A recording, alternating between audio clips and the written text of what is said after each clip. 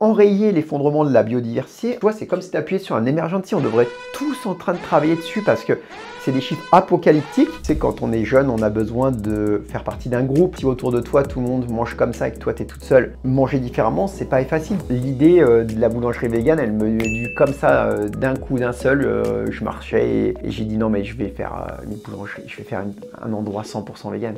En fait, l'idée, c'était vraiment de se dire, on va voir si je suis capable de garder vraiment de la gourmandise ou avoir ce côté un peu food porn. Je vais le faire, mais je vais mettre la barre haute. En fait, ce que je voulais, c'était vraiment que les gens disent, c'est bon, c'est sympa. Et aujourd'hui, j'ai envie de dire que c'est une question presque de survie, de végétaliser, en fait, de rendre à la nature des grandes surfaces de terre pour qui deviendront des forêts primaires. C'est vraiment de suivre ses rêves. Tout le monde dit ça, mais c'est la vérité. Enfin, moi, je pense que je suis vraiment l'adulte qui a suivi ses rêves d'ado.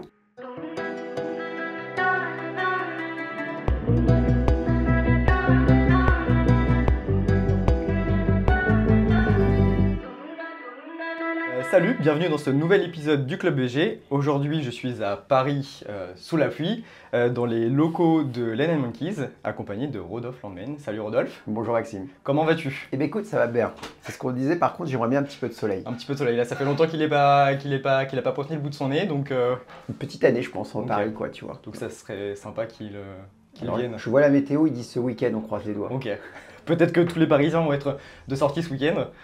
Donc on a plein de choses très intéressantes à aborder aujourd'hui, mais je voudrais commencer un peu par le commencement, et que tu me racontes toi comment ça s'est passé, la transition vers une alimentation végétale. Je sais que tu as commencé par le végétarisme. J'ai commencé par un régime végétarien, notamment quand j'étais enfant, parce que mes parents avaient un régime végétarien. Donc on a grandi avec une famille qui était sensible à ce sujet-là, et à la maison, il n'y avait pas de viande, pas de poisson. Il y avait du fromage et du beurre, des yaourts aussi.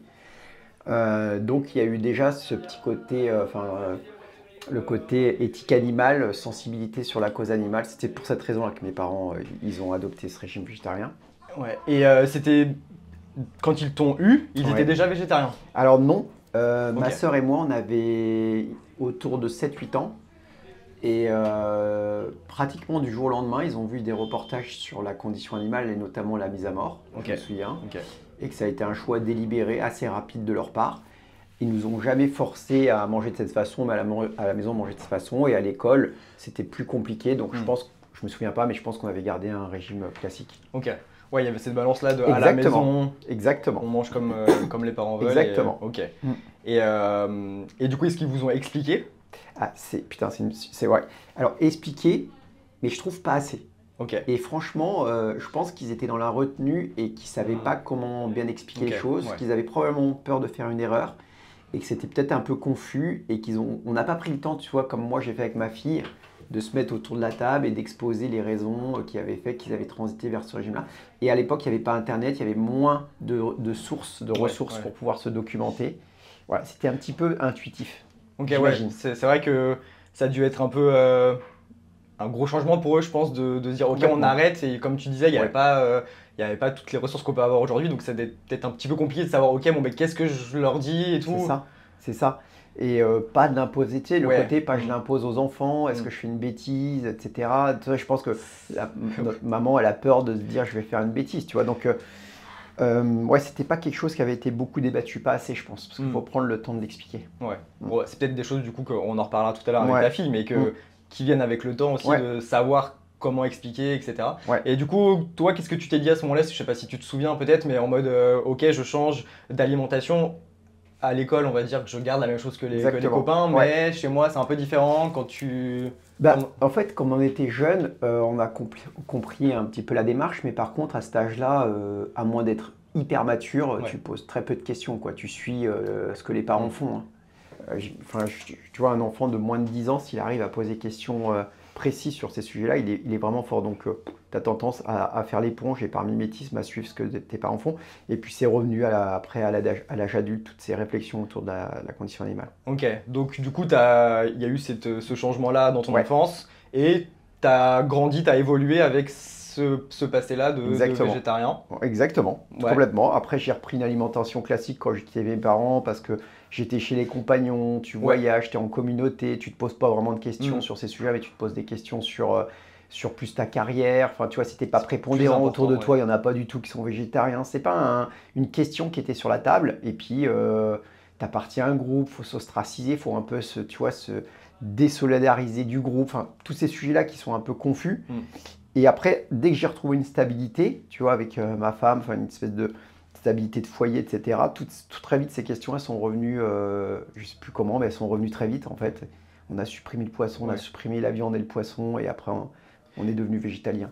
Ok, donc du coup, pendant ton fin d'adolescence, peut-être, tu as eu un régime, on va dire, classique. Exactement. Pour pas, du coup, avoir à te prendre la tête avec la société, etc. Tu étais focus, je pense, sur ton avenir. Ouais, mais comme plein de jeunes, oui, bien sûr. Tu sais pas cuisiner, tu as la cantine, tu vois, chez les compagnons, on vit en communauté. Ouais. Donc, on vit à 150, 200 par siège. Il n'y a pas un régime spécifique aux végétariens. Enfin, tu vois, tu te dis, bon, je mange comme tout le monde, tu vois. Okay. Et comme ces questions, elles n'avaient pas été débattues aussi philosophiquement ou sociologiquement avec mes parents, peut-être c'est quelque chose qui m'a échappé à ma sœur et moi, mais après c'est très vite revenu aussi avec ma sœur et moi. Ok. Et donc du coup, donc pendant cette période-là, tu cherchais un peu ce que tu voulais faire. Ouais, en fait, focus sur ta carrière, sur ce que, comme tout adolescent qui a entre 18 et 25 ans. Et qui a d'autres considérations. Enfin, je les trouve plus matures maintenant qu'avant. Franchement, ils sont très matures. Il y a l'accessibilité des informations, etc. Donc, exactement. C'est toujours mieux. Démocratisation aussi de cette façon de manger. Ouais. Et du coup, qu'est-ce qui t'a poussé à t'intéresser à la boulangerie? Alors, moi, j'avais, je te l'ai dit, une sensibilité pour la cause animale. Ouais. Et quand j'étais jeune, je voulais faire des métiers en lien avec la cause animale, l'éthologie, tu vois, étudier les animaux dans leur milieu naturel, des choses comme ça. Les eaux et forêts, j'avais songé à ça aussi. Donc, c'est pour ça que j'avais été vers une filière plutôt scientifique. Et à côté de ça, comme je venais d'un milieu populaire, je voulais entreprendre à l'époque. Et donc, je balançais entre le cœur et la raison. Et il se trouve que vraiment, par le plus grand des hasards, mon père connaissait un boulanger qu'il avait plusieurs affaires. J'ai parlé avec lui et j'ai décidé de basculer du côté obscur de la force et d'entreprendre. Mais vraiment, je te jure, non mais je pense sincèrement que c'était pas, ça s'est bien passé, mais pas mon ADN profond. Et je reviens maintenant un peu à ce qui m'anime. Okay. Mais bon voilà, ça s'est fait un peu par revanche sociale, comme j'ai l'habitude de dire, et avec l'envie de se dire que dans l'âge... dans la maturité de l'âge, au Moyen-Âge, dans la quarantaine, j'avais sécurisé ce sujet-là, quoi. Tu vois, c'était un peu ça. Quand tu as manqué jeune, tu as vraiment ce sujet sur la table. Mais du coup, à l'époque, c'était vraiment une opportunité qui s'est offerte à toi, genre un peu comme ça. Avant, c'était pas du tout. Pas venu à l'idée. Pas du tout. Du coup, c'était quoi ton idée avant que ton père te présente ce mon idée, c'était de faire donc moi, j'ai fait un bac scientifique, de faire des études de biologie ou de botanique. Okay. Pas botanique, plus biologie et de rejoindre une réserve naturelle et d'étudier les animaux dans leur multi-attitude. Ouais, franchement, j'étais passionné de ça, j'aimais bien l'archéologie, la paléanthropologie, toutes ces choses-là. Mais bon, prof de fac, ça m'animait pas du tout. Et des boulots qui sont super intéressants, il y en a pas des masses. Ouais, il n'y avait pas assez de débouchés pour toi. Enfin, tu trouvais j'ai eu peur. Ouais. J'ai eu peur de me dire, je vais bosser, et puis ça se trouve, je vais pas être retenu dans un truc qui m'anime. Donc j'ai été pragmatique en fait. Tu t'es tourné vers la raison en disant bon ok, je vais faire un truc qui a du potentiel. C'est ça. Et tu t'es pas dit que, enfin voilà,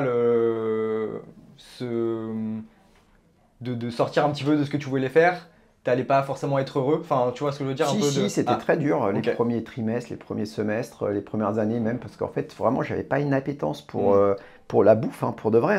Ah ouais. Ah non, c'est étonnant maintenant. Et j'étais pas gourmand. En plus, ça qui est dingue, c'est que je mangeais même pas de dessert. Moi, je mangeais toujours une tarte aux pommes ou un éclair café, je me souviens. J'étais pas gourmand, j'étais mec comme un clou. Je faisais de la course. Enfin, je veux dire, la nourriture, ça me passait au-dessus du carafon, mais vraiment. Et je comprenais vraiment pas quelqu'un qui touillait dans une casserole. Non, mais c'est fou. Quand je réfléchis au destin, c'est bizarre quand même, tu vois. Et bon, j'ai découvert ce métier petit à petit, bon an, mal an, le maîtrisant, en fréquentant cet écosystème. Petit à petit, j'ai appris à l'apprivoiser. Mais comme j'avais un but bien précis, c'était pas tout à fait la même chose en fait.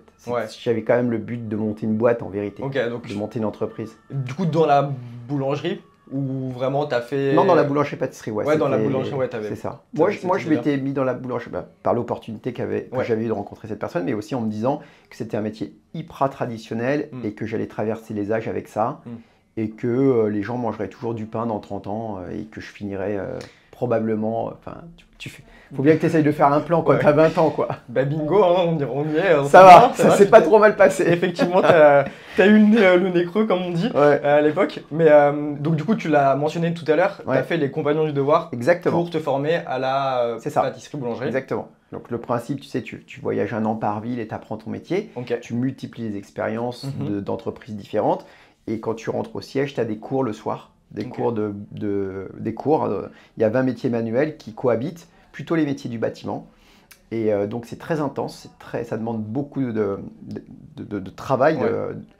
Et donc travailler en plus au siège après avoir travaillé en entreprise, ça demande beaucoup d'intention, de volonté de la part des gens qui sont là. Et souvent chez les compagnons, tu as une centaine de personnes par corporation qui veulent rentrer, tu en as une dizaine qui sont pris à la première année et 3-4 qui finissent compagnons parce que c'est très intense. Ok, donc sur une grosse partie, grosse proportion, il y en a qu'un petit peu qui... Et ça a duré combien de temps 5 pour ans. toi 5 ans. Donc pendant 5 ans, tu as pris de l'expérience. Exactement, tu tournes de ville en ville et tu apprends ton métier. Moi j'ai fait Paris, Bruxelles, Lyon et Reims. Ok. Et du coup, à la sortie après ces 5 années, t'es quoi? Alors, moi, tu rentres, t'es aspirant. Enfin, non, après la première année, t'es aspirant. Et une fois que tu as fini ton Tour de France, t'es compagnon du Tour de France. Donc, c'est pas un diplôme, c'est un travail de réception, c'est un travail d'adoption, etc. Et du coup, tu peux après rentrer dans une boulangerie parce que tu as cette expérience-là? Non, c'est plus pour apprendre ton métier. En fait, les gens qui vont là-dedans, c'est pour 2 choses. C'est 1, apprendre le métier et 2, vivre une expérience sociale, une expérience humaine. C'est souvent des gens qui ont une appétence pour le voyage et tu vois, qui partent assez jeunes sur le tour. Et il y a plein de synergies différentes, dont celle du voyage qui ouvre les chakras un peu. Tu vois, quelqu'un qui vient de la province, qui rentre là-dedans, qui voyage, il découvre un peu le monde. Donc c'est une expérience initiatique pour devenir un homme, tout simplement, quoi. Ok, oui, c'est pas focus sur la formation, c'est vraiment plus c'est holistique. Une expérience, d'ensemble, comme. Et du coup, donc à la sortie de ces 5 années, qu'est-ce que tu fais? Donc après, tu te formes. Moi, j'ai continué à me former chez les grandes maisons. J'ai travaillé à Paris dans quelques grandes maisons, notamment avec Pierre Hermé, avec au Bristol, chez Sanderens, qui est un 3 étoiles. Donc tu complètes ta formation dans des grandes maisons. Moi, c'est ce que j'ai fait. Et donc, avec le projet de finir ta formation, de réunir l'argent que tu as besoin pour acquérir ton premier fonds de commerce, parce que c'est quand même beaucoup de sous quand tu es salarié à trouver quand même pour ton premier fonds de commerce. Et moi, comme je l'ai d'un milieu populaire, je n'avais pas l'argent. Et une fois que j'ai réuni la somme pour pouvoir faire l'acquisition de mon premier fonds de commerce, j'ai commencé à chercher un fonds de commerce. Et puis après, tu fais pratiquement tapis, tu vois. Donc tu apportes l'argent que tu as économisé, tu empruntes avec une banque le reste de ce que tu as besoin, tu achètes ce fonds de commerce et tu opères ce fonds de commerce et la vie d'artisan entrepreneur commence. Donc tu mises un peu toutes tes économies, ce pourquoi tu as économisé pendant tant d'années, sur 10 ans, tu fais tapis. Ouais, sur un commerce, tu sais pas trop un peu... Ah si, tu sais pas trop. En fait, quand tu fais ce move-là, c'est un move en devenir. Ça veut dire que tu sens quand même que cet emplacement-là, il est sous-estimé, sous-évalué, et que toi, tu vas pouvoir le développer. Et en général, ceux pour lesquels ça se passe bien, c'est souvent ceux qui font ce premier move qui se passe bien. C'est-à-dire que tu fais l'acquisition, que tu fasses l'acquisition d'une entreprise ou d'un fonds de commerce pour commencer. Le premier move, il doit bien se passer parce que c'est la rampe de lancement pour le reste. Si ça se passe mal au début. Et tous ceux qui ont commencé, ils ont commencé par un magasin. Tu vois, que ce soit Paul, tous les grands, n'importe quel commerce, tu commences par un Starbucks. Il y avait un Starbucks au départ. Tu lis l'histoire en 80, avant d'en avoir 30 000. Donc ça commence toujours par ce premier pas. Du coup, donc ça c'est le premier, tu me parles du coup de la première boutique maison Landmen que tu as ouverte en 2007. Ok. Et donc du coup là c'était un peu expérience, ça y est, tu rentres dans le dur après toutes ces années du coup d'acquérir de l'expérience différente. Là c'est toi du coup qui es aux commandes. Tu es aux commandes, donc tu apprends ton métier d'entrepreneur, chef d'entreprise, qui n'est pas la même chose que le chef pâtissier ou l'ouvrier, etc. Du coup là tu apprends un peu sur le tas. Tu apprends sur le tas. Tu apprends sur le tas. Puis même celui qui a une formation académique, je t'assure, il prend des claques et il apprend sur le tas. Tu apprends à tout, quoi. Tu apprends du droit, du juridique, de la finance, de l'admin, de de la compta, enfin plein de choses pour lesquelles tu as eu des formations académiques un peu candides, un peu justes, un peu qui ne suffisent pas, quoi. Tu vois, donc tu continues à te former sur tous ces sujets. En fait, tu ne fais que à partir de moment, enfin la vie c'est qu'un apprentissage perpétuel et donc tu apprends plein de nouveaux métiers, à gérer des hommes mais différemment, à gérer le droit du travail, etc. Et puis avec toutes ces contraintes, d'essayer de développer ton entreprise, de faire prospérer ton premier fonds de commerce et puis de cranter, d'avancer. Et du coup, comment tu as réussi à faire une place dans le milieu un peu compétitif de la boulangerie? Parce qu'on va dire qu'il y en a quand même pas mal. Alors voilà. à l'époque, il y avait quand même un peu moins. Oui, 2007, c'est vrai qu'il y avait un petit peu moins, il y avait quelques artistes. En fait, déjà, il y avait peu de réseaux chaînés. Tu vois, il y avait plus monsieur, madame, l'artisan indépendant avec son fonds de commerce. Ça s'est un peu démocratisé, le fait d'en avoir plusieurs, etc. Donc c'était un peu moins le cas auparavant. Et bien sûr que ta stratégie, elle s'affine au fur et à mesure que tu développes ta marque. Ton identité se développe au fur et à mesure qui tu es, tu vois. Au début, tu as un plan, une espèce de silhouette un peu brumeuse de ce que tu veux faire, qui est plutôt intuitive. Et au fil de la croissance de ton entreprise, tu affines ta raison d'être, qui tu es, ta strat, ton marketing, ton image, quoi, ton identité de marque.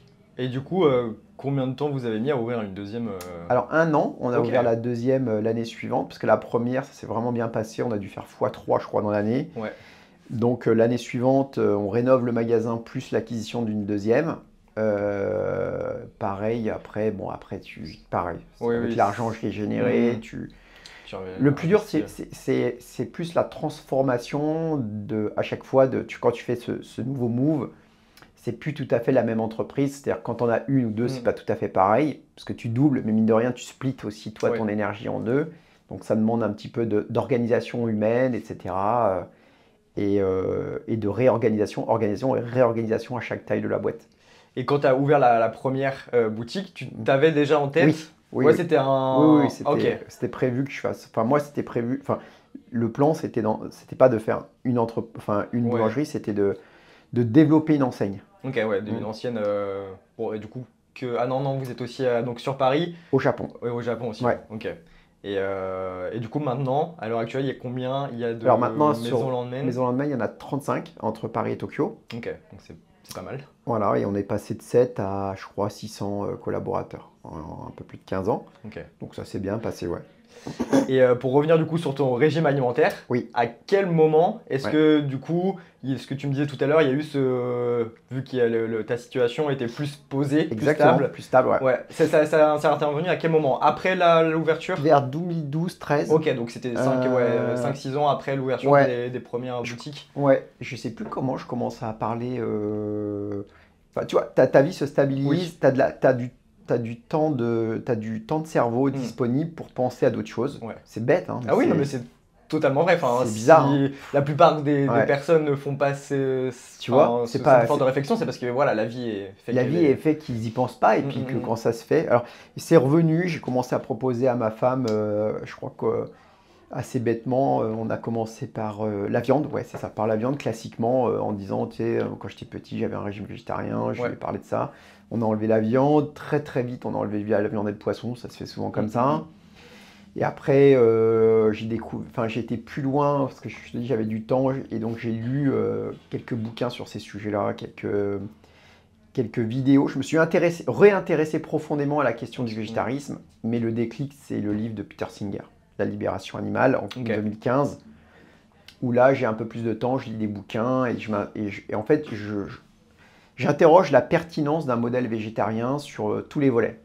Le volet santé, le volet écologique, le volet éthique et moral, en essayant de voir si cette pensée, elle se tient, et si elle est cohérente, si elle est louable, à minima, si elle est belle. Déjà, elle était belle, je la trouvais belle sur le papier, de me nourrir en évitant de tuer des animaux. Tu vois, je trouvais ça très élégant. Et donc, je suis rentré par l'éthique animale, j'ai creusé tous ces sujets, j'ai découvert qu'il y avait en plus des raisons écologiques qui étaient moins bien comprises il y a 10 ans, qu'il y avait des raisons de santé qui étaient aussi moins bien comprises il y a 10 ans. Et donc, on a tout enlevé avec ma femme à la maison en se disant, bon, maintenant, on embrasse un régime végétalien, vegan. Donc, ouais, ça s'est fait comme ça, assez vite, assez en rupture, mais on était très à l'aise. Tu dirais combien de temps là? Tu m'as parlé de cette période-là de 1 an et demi, 2 ans, je pense. Entre le moment où on enlève la viande, je me souviens plus, mais je crois, ouais, peut-être même un peu plus, peut-être 2 ans, mais ça a été vite. Parce qu'à partir du moment où tu enlèves la viande, tu commences à réfléchir à ça. Et ça va plus loin dans le processus de OK, pourquoi j'ai enlevé la viande, pourquoi est-ce que les autres. Et pourquoi je garde les sous-produits alors que j'ai enlevé la viande et le poisson. À l'époque, on parlait peu de véganisme. On parlait de végétarisme à peine, peu de véganisme. C'était déjà bien pour l'époque. Ouais, c'était déjà pas mal. Et c'était pas évident pour tous ceux qui ont fait ce move-là, socialement, au niveau de la famille, au niveau des amis, c'était un peu délicat. Ouais. C'était quoi les plus gros obstacles du coup que vous avez rencontrés pour switcher du végétarisme au végétalisme? Ouais, les plus gros obstacles, bon, moi je suis un peu...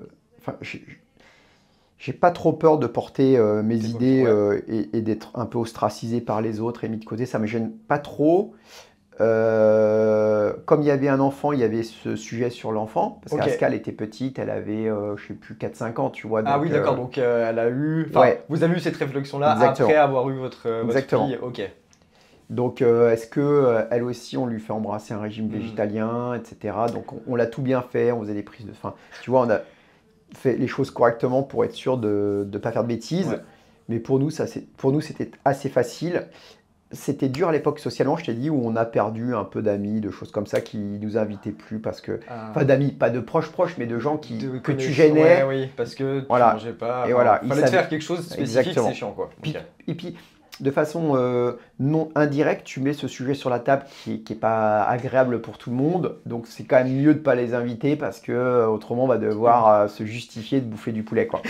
Je caricature, mais c'est un peu ça. Enfin, ils vont nous saouler parce qu'on va avoir notre pièce de... Ils vont nous regarder alors que, bon, tu vois, tu vas rien dire, mais tu sais, la tension qui En fait, tu poses pas de questions, mais c'est les autres qui te posent des questions. Et après, ils te disent, tu parles toujours de ça. Mais je dis non, moi, je parle pas de ça. Tu me poses des questions, je réponds aux questions. C'est très, très drôle, ce genre de situation. Ouais, tout le monde le connaît, tout le monde l'a connu.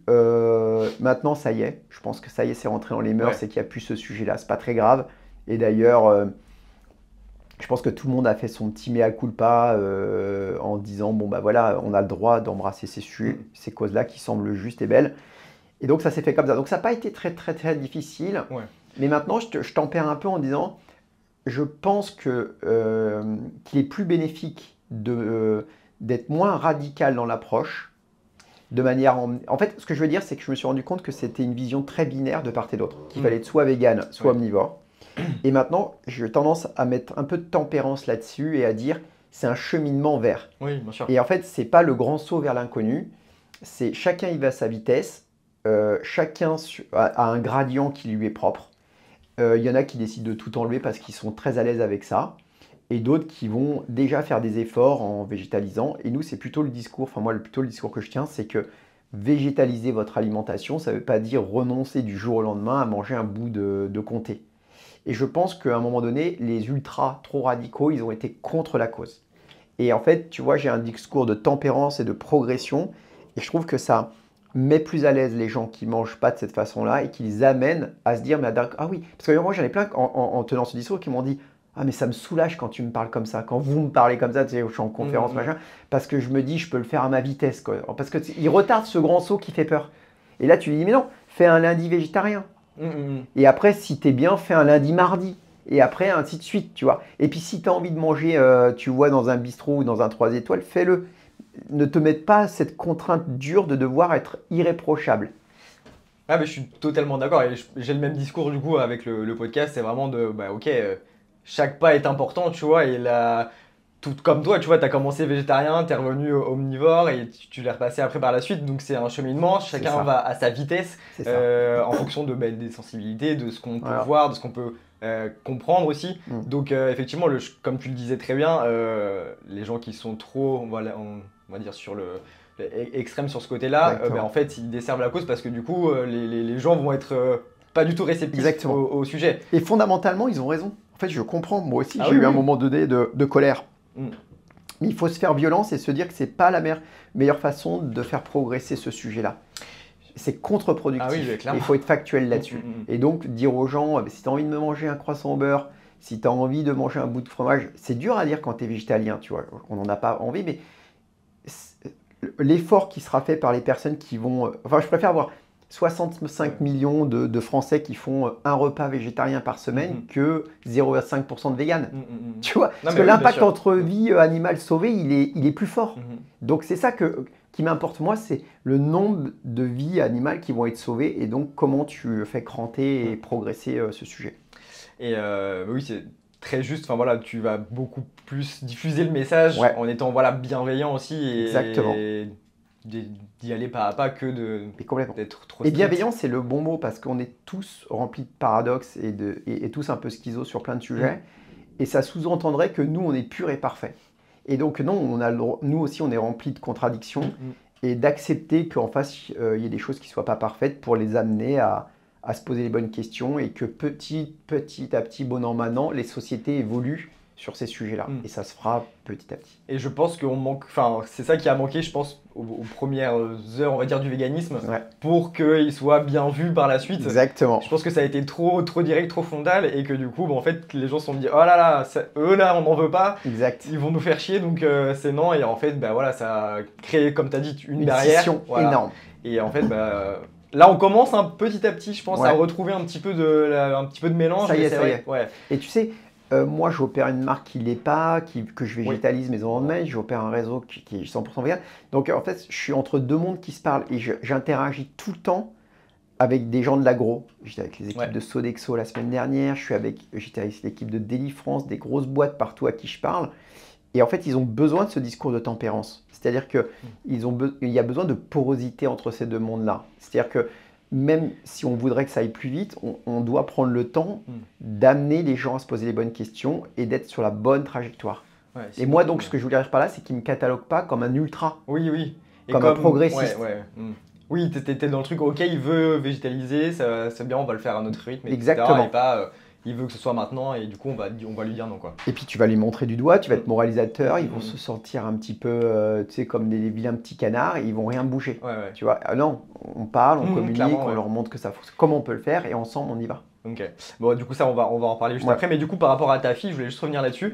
Du coup, donc, vous êtes venus, vous deux, avec ta femme végétalien. Et du coup, votre fille aussi, par la même occasion, vous vous êtes dit, donc, tu t'es renseigné, enfin, vous vous êtes renseigné sur le sujet, vous avez vu que pour les enfants, c'est ok, donc... Voilà, c'est ça. Donc, tous les trois à la maison, on a mangé comme ça. Et je me souviens, quand elle est rentrée au CP, j'avais fait un petit mot pour dire que Aska... Alors, je n'avais pas mis vegan parce que c'était une école un peu conservatrice, j'avais végétarienne. C'était déjà pas mal. Et tu sais, quand tu as 5 ans, que tu rentres en CP, va expliquer tous ces sujets, c'est compliqué. Donc, je lui avais appris à dire sans viande, sans poisson. C'était mignon, tu vois. Et du coup, qu'est-ce que tu lui as appris que tu m'as dit tout à l'heure que ça t'avait manqué par rapport à tes parents qui t'expliquent. Là, qu'est-ce que tu as fait, toi, par rapport à ta fille?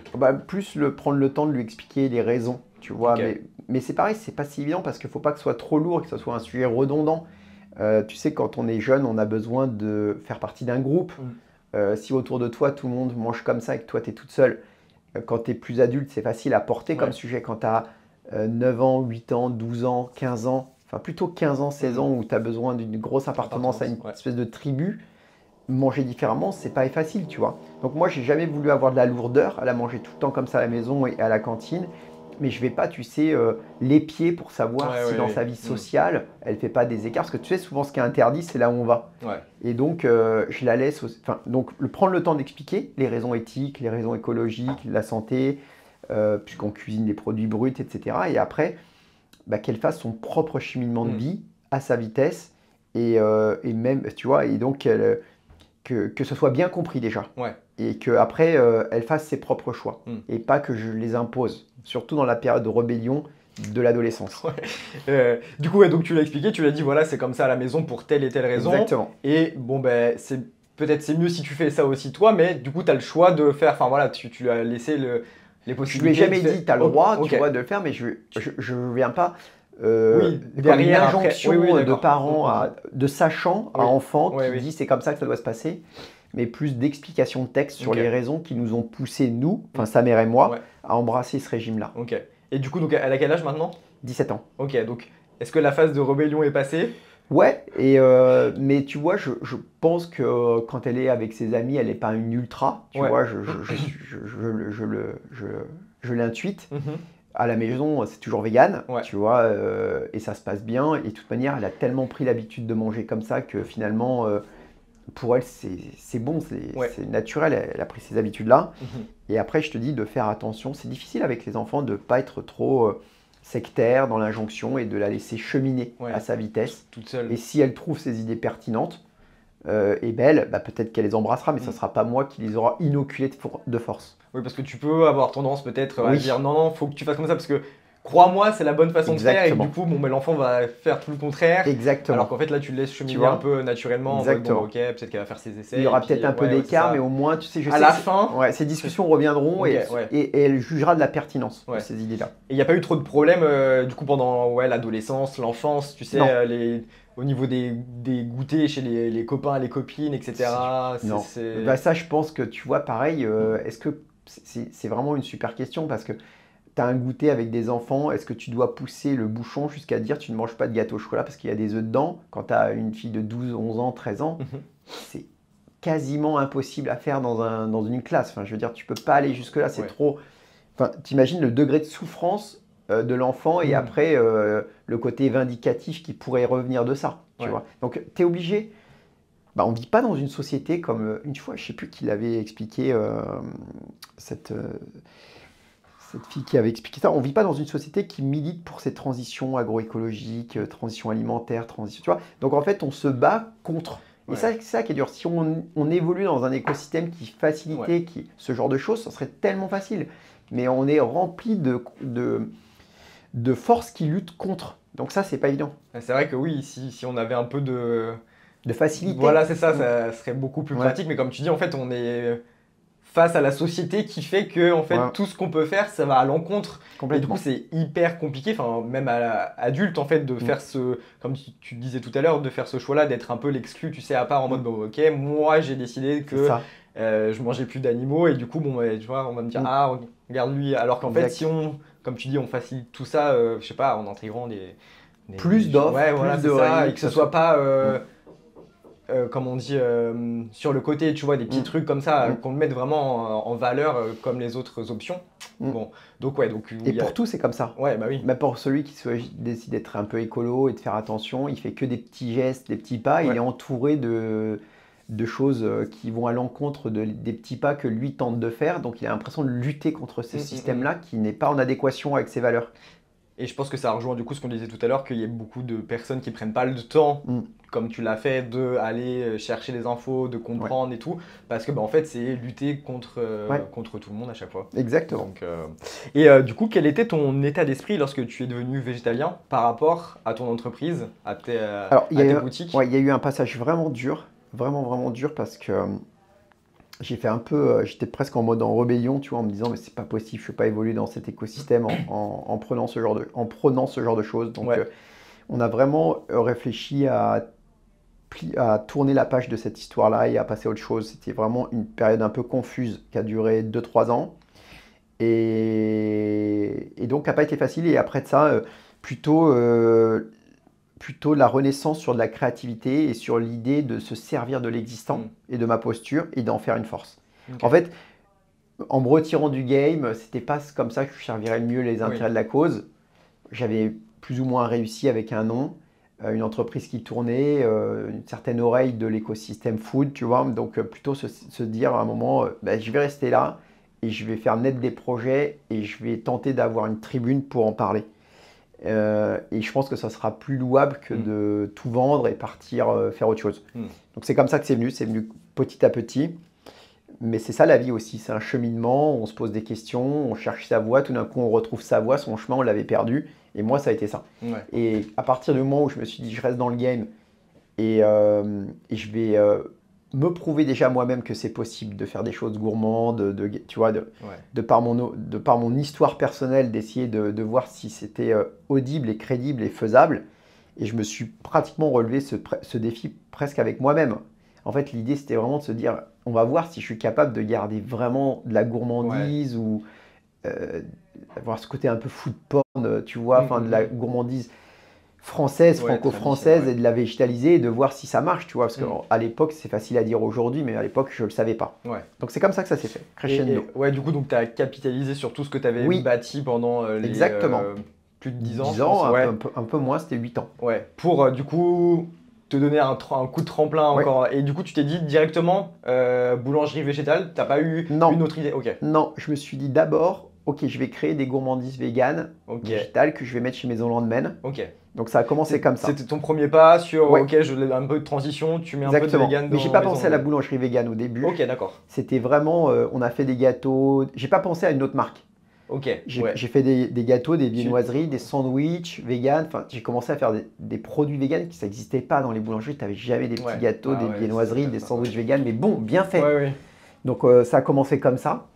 Et voilà, ça a bien marché. J'entendais des végétariens aussi, vegan et végétariens. Et j'entendais des jeunes qui disaient « Ah, c'est trop bien, une boulangerie avec des offres végétariennes. » Tu vois, ça n'existait pas en 2015.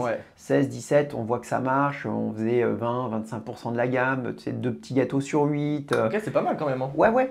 Et puis le chausson aux pommes vegan. Et puis les tartes aux pommes sont devenues vegan. Et puis tu vois, parce que le feuilletage, je le faisais, tu vois, au beurre végétal. Et puis les gens ne voyaient rien. Donc ça avançait, tu vois. C'était marqué sur la petite étiquette. C'était marqué tout petit, tu vois. J'avais mis vraiment vegan en vert, tout vert comme ça. Donc il y avait plein de personnes qui prenaient juste parce qu'elle était bonne. C'est tout. C'est comme ça. Et après, l'idée de la boulangerie vegan, elle me dut comme ça, d'un coup, d'un seul. Je sais plus, je marchais et j'ai dit non, mais je vais faire une boulangerie, je vais faire un endroit 100% vegan. Quand tu l'as eu en tête, est-ce que tu t'es dit ah putain, c'est ça l'idée Non, mais tu sais quoi? Quand je l'ai eu en tête, c'était une excitation de ma boule. Je crois que c'était vers 2018. Et en fait, tu sais, moi, je me considère comme un vraiment pur entrepreneur. C'est le mec qui a des idées. Je montais beaucoup d'autres entreprises, etc. Et donc, en fait, quand tu tiens quelque chose, tu vois, qui était en adéquation en plus avec mes valeurs et que j'ai commencé à penser à ce projet qui était fou à l'époque, qui était vraiment fou, j'étais excité, quoi. Mais je savais que je tenais un truc de fou. Mais par contre, je m'étais dit, avec, tu vois, je vais le faire, mais je vais mettre la barre haute. En fait, ce que je voulais, c'était vraiment que les gens disent, c'est bon, c'est sympa. Tu sais, il n'y avait pas toutes ces offres-là, il n'y avait pas tout ce qu'on avait fait à l'époque, il n'y avait pas. Donc, c'était une période de créativité extrêmement belle, de grande excitation. Et tu sais, ce travail de 2 ans, 3 ans à travailler sur ces recettes-là, sur cette identité de marque, qui on était, qu'est-ce qu'on voulait que ce soit, qu'est-ce qu'on voulait que le client, comment on voulait qu'il nous voit, qu'est-ce qu'on représentait, comment on allait le communiquer, etc. C'était une super belle période. Ouais, donc tu as pris une page blanche, tu t'es dit ok, là, il y a tout à construire parce qu'il n'y avait rien. Ça. Et ça a duré, tu m'as dit 2-3 ans, c'est trop. Ouais, on va dire que 2018-20, je suis en full time avec quelques chefs en recherche et développement, focus cerveau là-dessus, quoi. Ok. Tu te dis là, je tiens un truc, donc je bosse à fond et tout. On savait moi, au fond de moi, j'en parlais pas, mais je savais que j'avais un truc atomique. Bah ouais, clairement, bon, c'est validé maintenant, mais. Ouais, voilà. Tu vois, c'est validé maintenant, mais en fait, tu vois, j'ai quand même dit à mes équipes, parce que là, on est dans la boutique historique, là, qui a ouvert, c'était une boulangerie en bas, qui était une boulangerie conventionnelle, qui faisait 500 000 €. On a fait x3. Donc, quand on a ouvert, j'ai quand même pris mon équipe en lui disant, bon, ok, si ça ferme, dans 6 mois, c'est pas grave. On aura fait un ballon d'essai, on aura tenté. Mais soyez cool, soyez gentils. S'il y a quelqu'un qui est dur avec vous, soyez cool et gentil. Et il y aura de tout. Il y aura du pour, il y aura du contre. Et faisons les choses comme un professionnel. Et si ça ne doit pas marcher, parce que le momentum n'est pas bon, et ben, c'est pas grave, c'est la vie. Et du coup, est-ce que tu avais d'autres craintes, d'autres peurs avant l'ouverture de cette première boutique? Non, ma plus grande peur, c'était... Alors, la plus grande, c'était que ça ne marche pas. La deuxième, c'était surtout de se dire que j'ai que des véganes. Ah oui, ok. Et que je polarise cette clientèle-là, mais que je ne fais pas séduire celles qui sont autour. Et moi, dans une boulangerie, j'ai besoin de séduire ceux qui habitent à côté. C'est mes clients.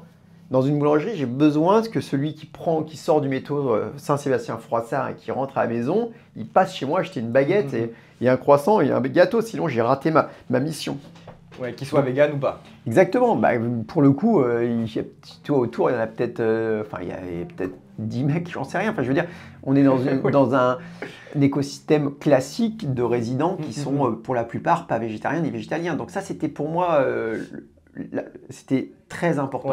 Ça voulait dire que si ça, on était capable de le faire, alors il n'y avait pas de limite à la progression de cette marque. C'était ça le message subliminal. Donc c'était un défi surtout d'attirer tout le monde en fait, d'être Exactement. ouvert à tout le monde. Exactement, de fédérer et de pas se stigmatiser. Ouais, okay. Est-ce que ça a été un petit peu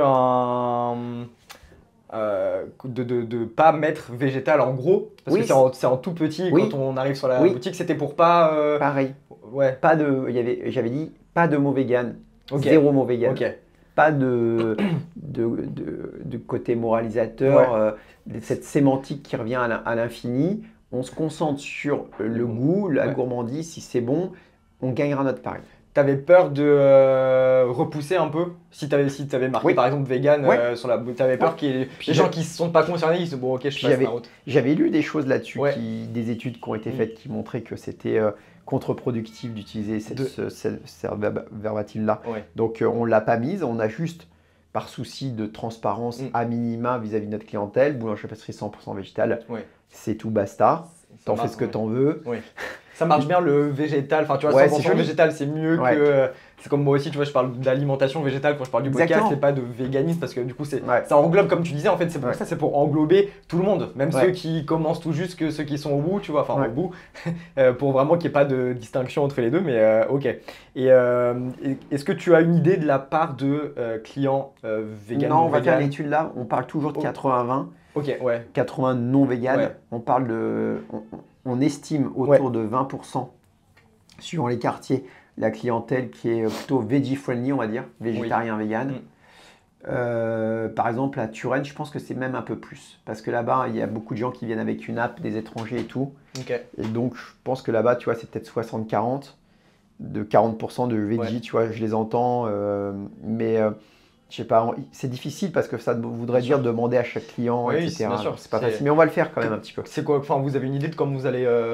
Mais je pense qu'il faut qu'on fasse un audit. Tu vas avoir tes 5, 600, 700 clients quotidiens et tout bêtement, tu leur demandes, tu dis je fais une étude et j'ai envie de savoir et on verra, mais de cet ordre-là peut-être. Ouais, ça t'as pas trop eu... Non. Au début, il y en avait bien sûr énormément. Bien sûr, c'était un lieu de destination. Oui, franchement, je pense que tu as été adoubé par tout le monde, tous les végés véganes. Plein de beaux messages. Non, mais en fait, on avait mis un livre d'or. Je ne pourrais jamais oublier les messages qu'il y avait dedans. En fait, les messages que j'ai lus, c'était ça valait, tu sais, toutes tes années de travail. Derrière, tu dis, mais parce que même moi, tu vois, c'était comme ça. Je me suis dit, je vais faire des trucs que je peux manger et que je peux. Et donc, si moi, je peux manger ça parce que c'est vegan, d'autres tu vois, pourront et ça sera cool, tu vois.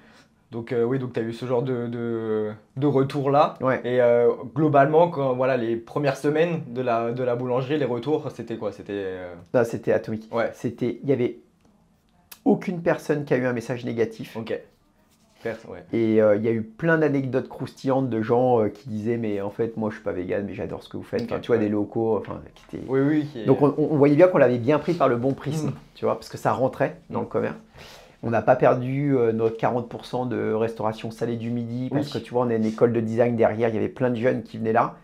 Et eux, c'était très important, cette clientèle, ces 40% de salé, de se dire on ne va pas les perdre parce que tout est végétalien. T'imagines, la boulangerie rouvre, ils prenaient un jambon beurre, un thon, un jambon fromage, enfin je sais pas, et tout d'un coup, il n'y a plus. Et donc, est-ce qu'ils vont plus jamais revenir? Il y avait vraiment ces questions, tu vois, toutes bêtes. Donc vous avez quand même gardé la clientèle qu'il y avait avant dans votre boulangerie. Ok. Les gens, j'imagine qu'il n'y a pas tout le monde, mais tu vois, dans les chiffres, on voyait bien qu'on tenait les chiffres et puis même qu'on les a fait évoluer dans le bon sens. On ne s'est pas contenté de les tenir, on a progressé. On a tenu le pari que c'était bon et que les gens se sont dit bah, c'est bon, je viens. Et raconte-moi la petite histoire derrière le nom, Lionel Monkey. L'année de Monkey, c'était, je l'ai raconté plein de fois parce que c'était, moi je voulais un truc fun, un anglicisme, parce que je voulais un truc qui soit disruptif par rapport au métier. Ok, oui, pas un truc classique. Non, la cava, pas le machin. Je voulais vraiment, en fait, comme on savait qu'on allait faire un truc un peu atypique, singulier, il fallait que le nom suive, qui détonne un peu.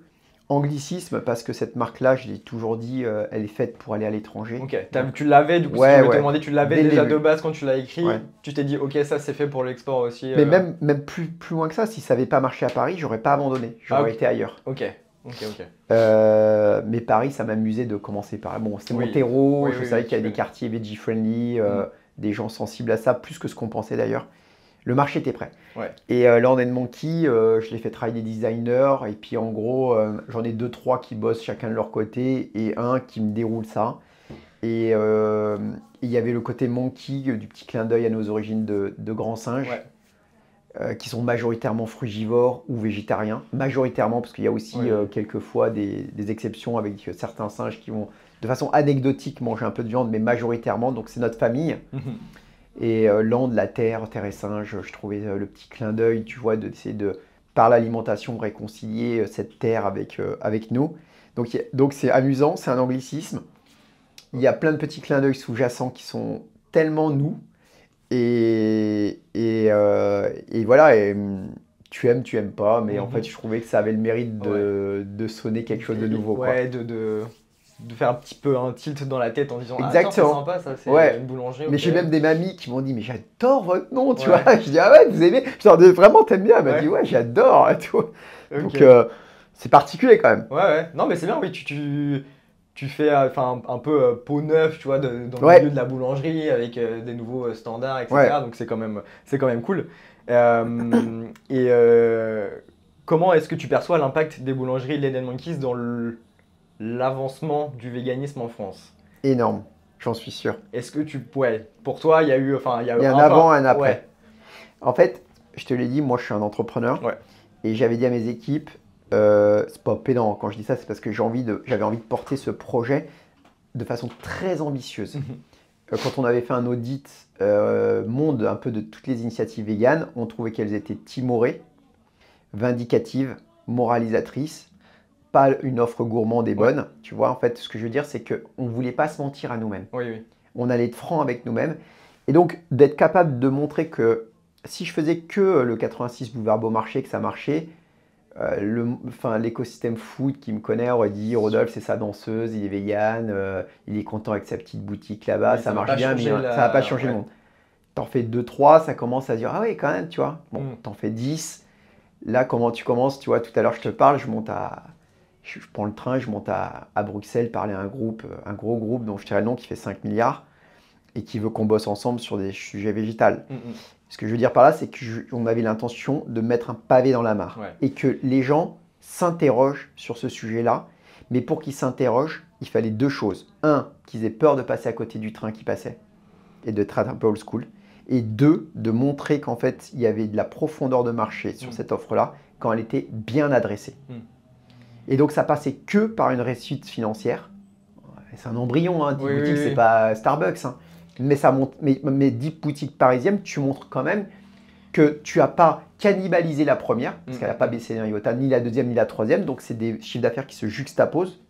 Et donc, que tu as une profondeur de marché au-dessus de ce que les gens imaginaient. J'ai fait aussi une collaboration avec un gros groupe qui s'appelle Deli France, où on a créé 8 recettes véganes qu'on distribue dans toute l'Europe. C'est un groupe qui fait 1 milliard. Donc ça a fait émerger d'autres projets. C'est ça que je veux dire. J'ai pas dit que le marché était complètement prêt. J'ai dit qu'il faut qu'on montre que on est à l'aube d'un grand changement, mais qu'il faut des belles initiatives, des belles réussites dans tous les domaines pour que collectivement on se dise qu'il y a une place pour ça.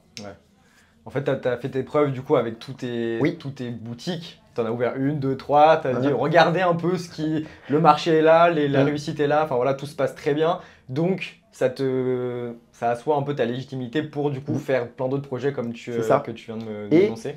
La vérité, c'est que j'avais envie que d'autres fassent ça. En fait, moi, je veux pas être tout seul. Si je fais ça pour qu'il y ait plein de gens qui se lancent là-dedans et qui, pas forcément qui adressent un véganisme ou un végétarisme pur, mais qui adressent des cartes plus ambitieuses sur le végétarisme et qui se rendent compte que toute la food de façon holistique est sur la carte une offre végétarienne et végane significative et bonne. C'est ça le vrai impact. Avec il est là le vrai impact. Et pas que des légumes aussi. Exactement. Et du coup, tu as vu un changement un petit peu dans peut-être le milieu parisien au niveau des boutiques, des restaurants, des offres qui avaient alors on voit plutôt d'autres initiatives émerger de restauration qui marchent et ça fait plaisir. Hôtel Oil, Faubourg d'Aimant, Maslow, c'est des trucs de mieux en mieux faits, vachement pro. Oui, avec une belle offre et un... Exactement. Donc tu vois, celui qui mange comme ça, de plus en plus, il a plein d'adresses où aller manger, c'est canon. Tu vois, c'est le cercle vertueux. Plus il y a d'offres, plus il y a de gens qui se transitent. Plus il y a de gens qui transitent, plus il y a d'offres. Et pour ça, il faut aller aussi hors de Paris. Exactement. Alors nous, on est en train d'adresser le marché monde maintenant. Ouais. Marché, pardon, français. France d'abord, ouais. Donc on a ouvert à Bordeaux. Ouais. Là, on ouvre à Aix-en-Provence dans 3 mois. On a Annecy qui est dans le pipe. On a Marseille qui est dans le pipe.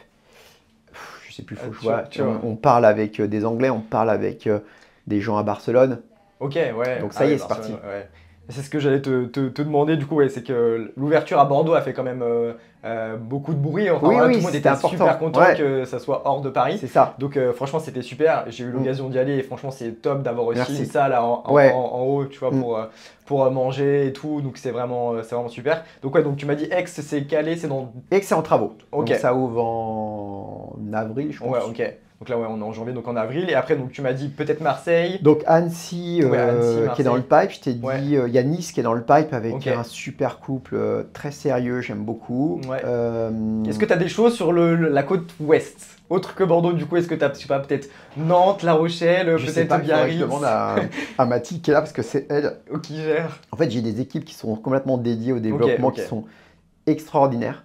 Ouais. Franchement, qui sont des équipes trop belles et qui font un boulot de fou. On a un plan ultra précis sur la façon dont on veut se développer. Ouais. Et donc, nous, on veut faire Paris. Ça y est, c'est fait, on a validé. Regardez, on va arriver à un petit réseau d'une dizaine d'affaires. Ouais. Tu vois, on va générer presque une quinzaine de millions d'euros de chiffre d'affaires, 180, 200 personnes. Ouais. Ça y est, tu vois, Paris, tu peux dire qu'on a montré que c'est validé. On va faire la province parce que nous, on a envie de montrer qu'en province et en région plutôt, c'est faisable ce genre d'offre. Et on espère que ça va marcher. Et après, on va aller dans les grandes métropoles du monde. Ouais. Okay. Tu vois, là où on sait qu'il y en a qui ont 10 ans d'avance. Enfin, le nombre d'Anglais qui me disent, mais il faut que tu viennes à Londres, tu vois, on le sait. Oui, parce à Berlin, en Amérique du Nord, il y a plein de villes. Là, on est en train de parler à des gens au Japon, tu vois. Mais on fait aussi un gros travail de pédagogie. En vérité, on parle beaucoup, pas dans des pays comme Londres, mais au Japon, en Asie, on explique pourquoi on a fait ça et tout. Heureusement, il y a la caution Landman qui aide beaucoup, parce que tu vois, on est un peu connu grâce à ça et tout. Mais on dit, voilà, c'est ça les raisons qui nous font aller là-dedans. Et franchement, les gens sont prêts, ils sont demandeurs. Ils disent, c'est formidable. Mais par contre, c'est pas parce que collectivement, les décideurs se disent que c'est formidable que le marché est prêt. Le marché, il faut l'accompagner, tu vois, il faut l'amener gentiment faut pas le forcer, il faut qu'il l'accompagne parce que tu vois, le consommateur, c'est le consommateur, comme on dit, là où il va dépenser son argent, c'est lui qui vote pour le futur en décidant d'acheter dans ce type de commerce. Ouais. Oui, parce que du coup, c'est vrai que je pense que le savoir-faire français de la boulangerie-pâtisserie est très bien vu partout dans le monde, parce qu'à chaque fois qu'on va dans différents pays, le pain, voilà, c'est pas trop ça. Donc en plus, en version végétale, je pense que là, tu as une plus-value quand même qui est énorme. Mais comme tu dis, peut-être que le marché est prêt ou pas prêt. Enfin, c'est... Donc, c'est à voir. Donc, tu m'as dit Barcelone et après, peut-être les pays qui sont peut-être déjà prêts, tu vois, genre, je pense en Angleterre ou Exactement, les pays scandinaves. Mais on va... D'abord, nous, ce qui est important, c'est de trouver les bons porteurs de projets. Ouais, c'est de trouver les bonnes personnes. Les bonnes personnes. Parce que du coup, c'est en franchise, tout ça. Alors là, c'est en franchise. Parce que si tu veux avoir un big impact, soit tu vas en succursale comme Landman et t'en fais, comme j'ai fait, 30 ans, 15 ans et le monde aura le temps de cramer que j'aurais rien fait. Soit tu veux multiplier ton impact et alors là, tu n'as que de la franchise pour aller plus vite. Tu partages la valeur. Les gens sont des intrapreneurs. Ils aiment le projet. Ils entreprennent sous une enseigne. Et ça va beaucoup plus vite. C'est beaucoup plus rapide d'exécution derrière et d'impact aussi. Ok.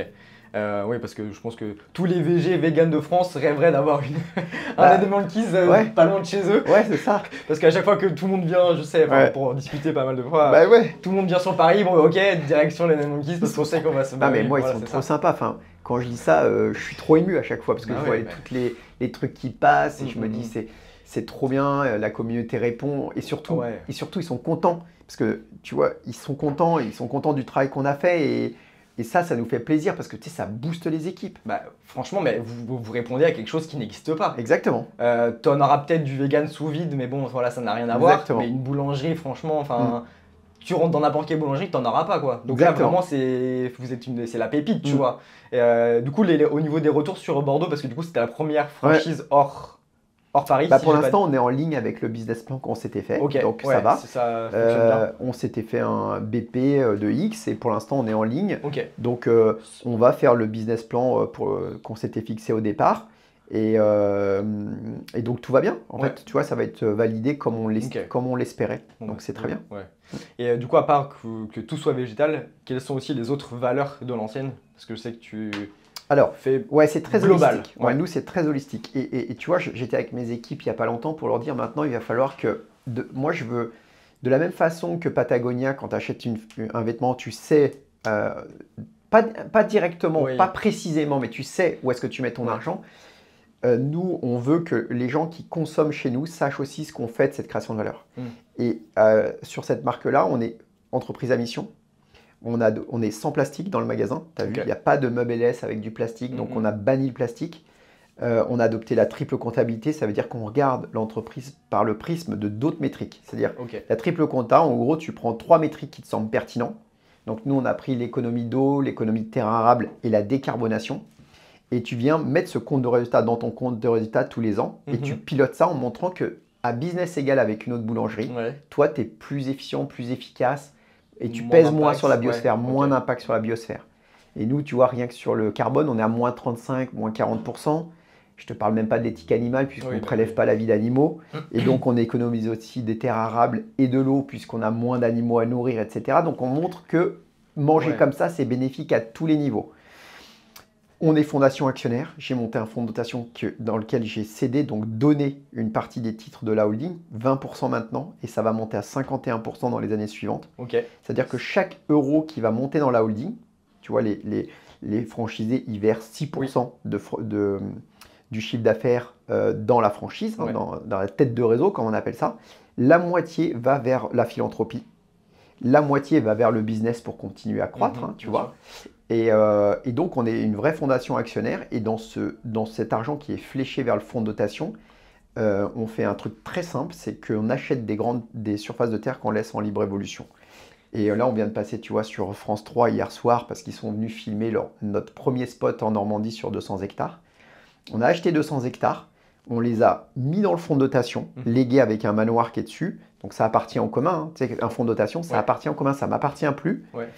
Et on montre que, c'est pas qu'on montre, c'est ce qui est écrit noir sur blanc dans le rapport du GIEC. 30% des surfaces émergées sans activité anthropique. En France, on est à 1%. Donc, on a failli à notre mission, l'État, l'Occident, dans sa généralité.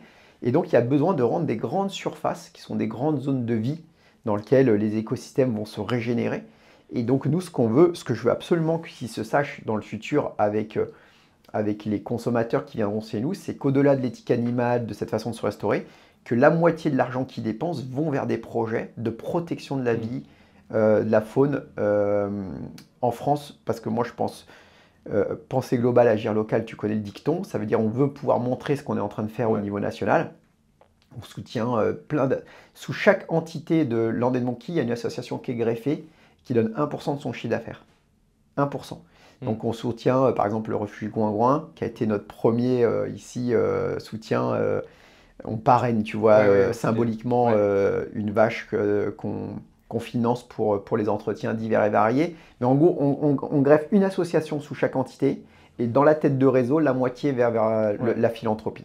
Donc à la fin, ça c'est vraiment ça sera une fondation actionnaire qui sera pratiquement détenue à la fin en grande majorité par un fonds de dotation. Donc en fait, ça ne sera même pas pour enrichir un président fondateur ou des actionnaires, ça ira que pour la protection du vivant. Ok, ouais, donc c'est le projet derrière aussi, c'est de se servir de cette réussite-là pour du coup être un bon cercle vicieux, vertueux. Vertueux, pardon. Voilà. C'est ça. Vertueux vraiment et de comme tu dis, réensauvager. Enfin voilà, le projet c'est de acheter des terres et on fait rien dessus. Exactement. Entre guillemets. Et on les audite avec des scientifiques, des naturalistes. Pour voir ce qui se passe. Exactement. Est-ce que c'est un peu nouveau ce genre de projet? Ouais, c'est très nouveau, c'est très nouveau. Bah, tu vois, on a reçu Discovery Channel, on a reçu FR3 la semaine dernière. Le mois prochain, on fait un 8 minutes sur Arte. sur ce sujet de la libre évolution.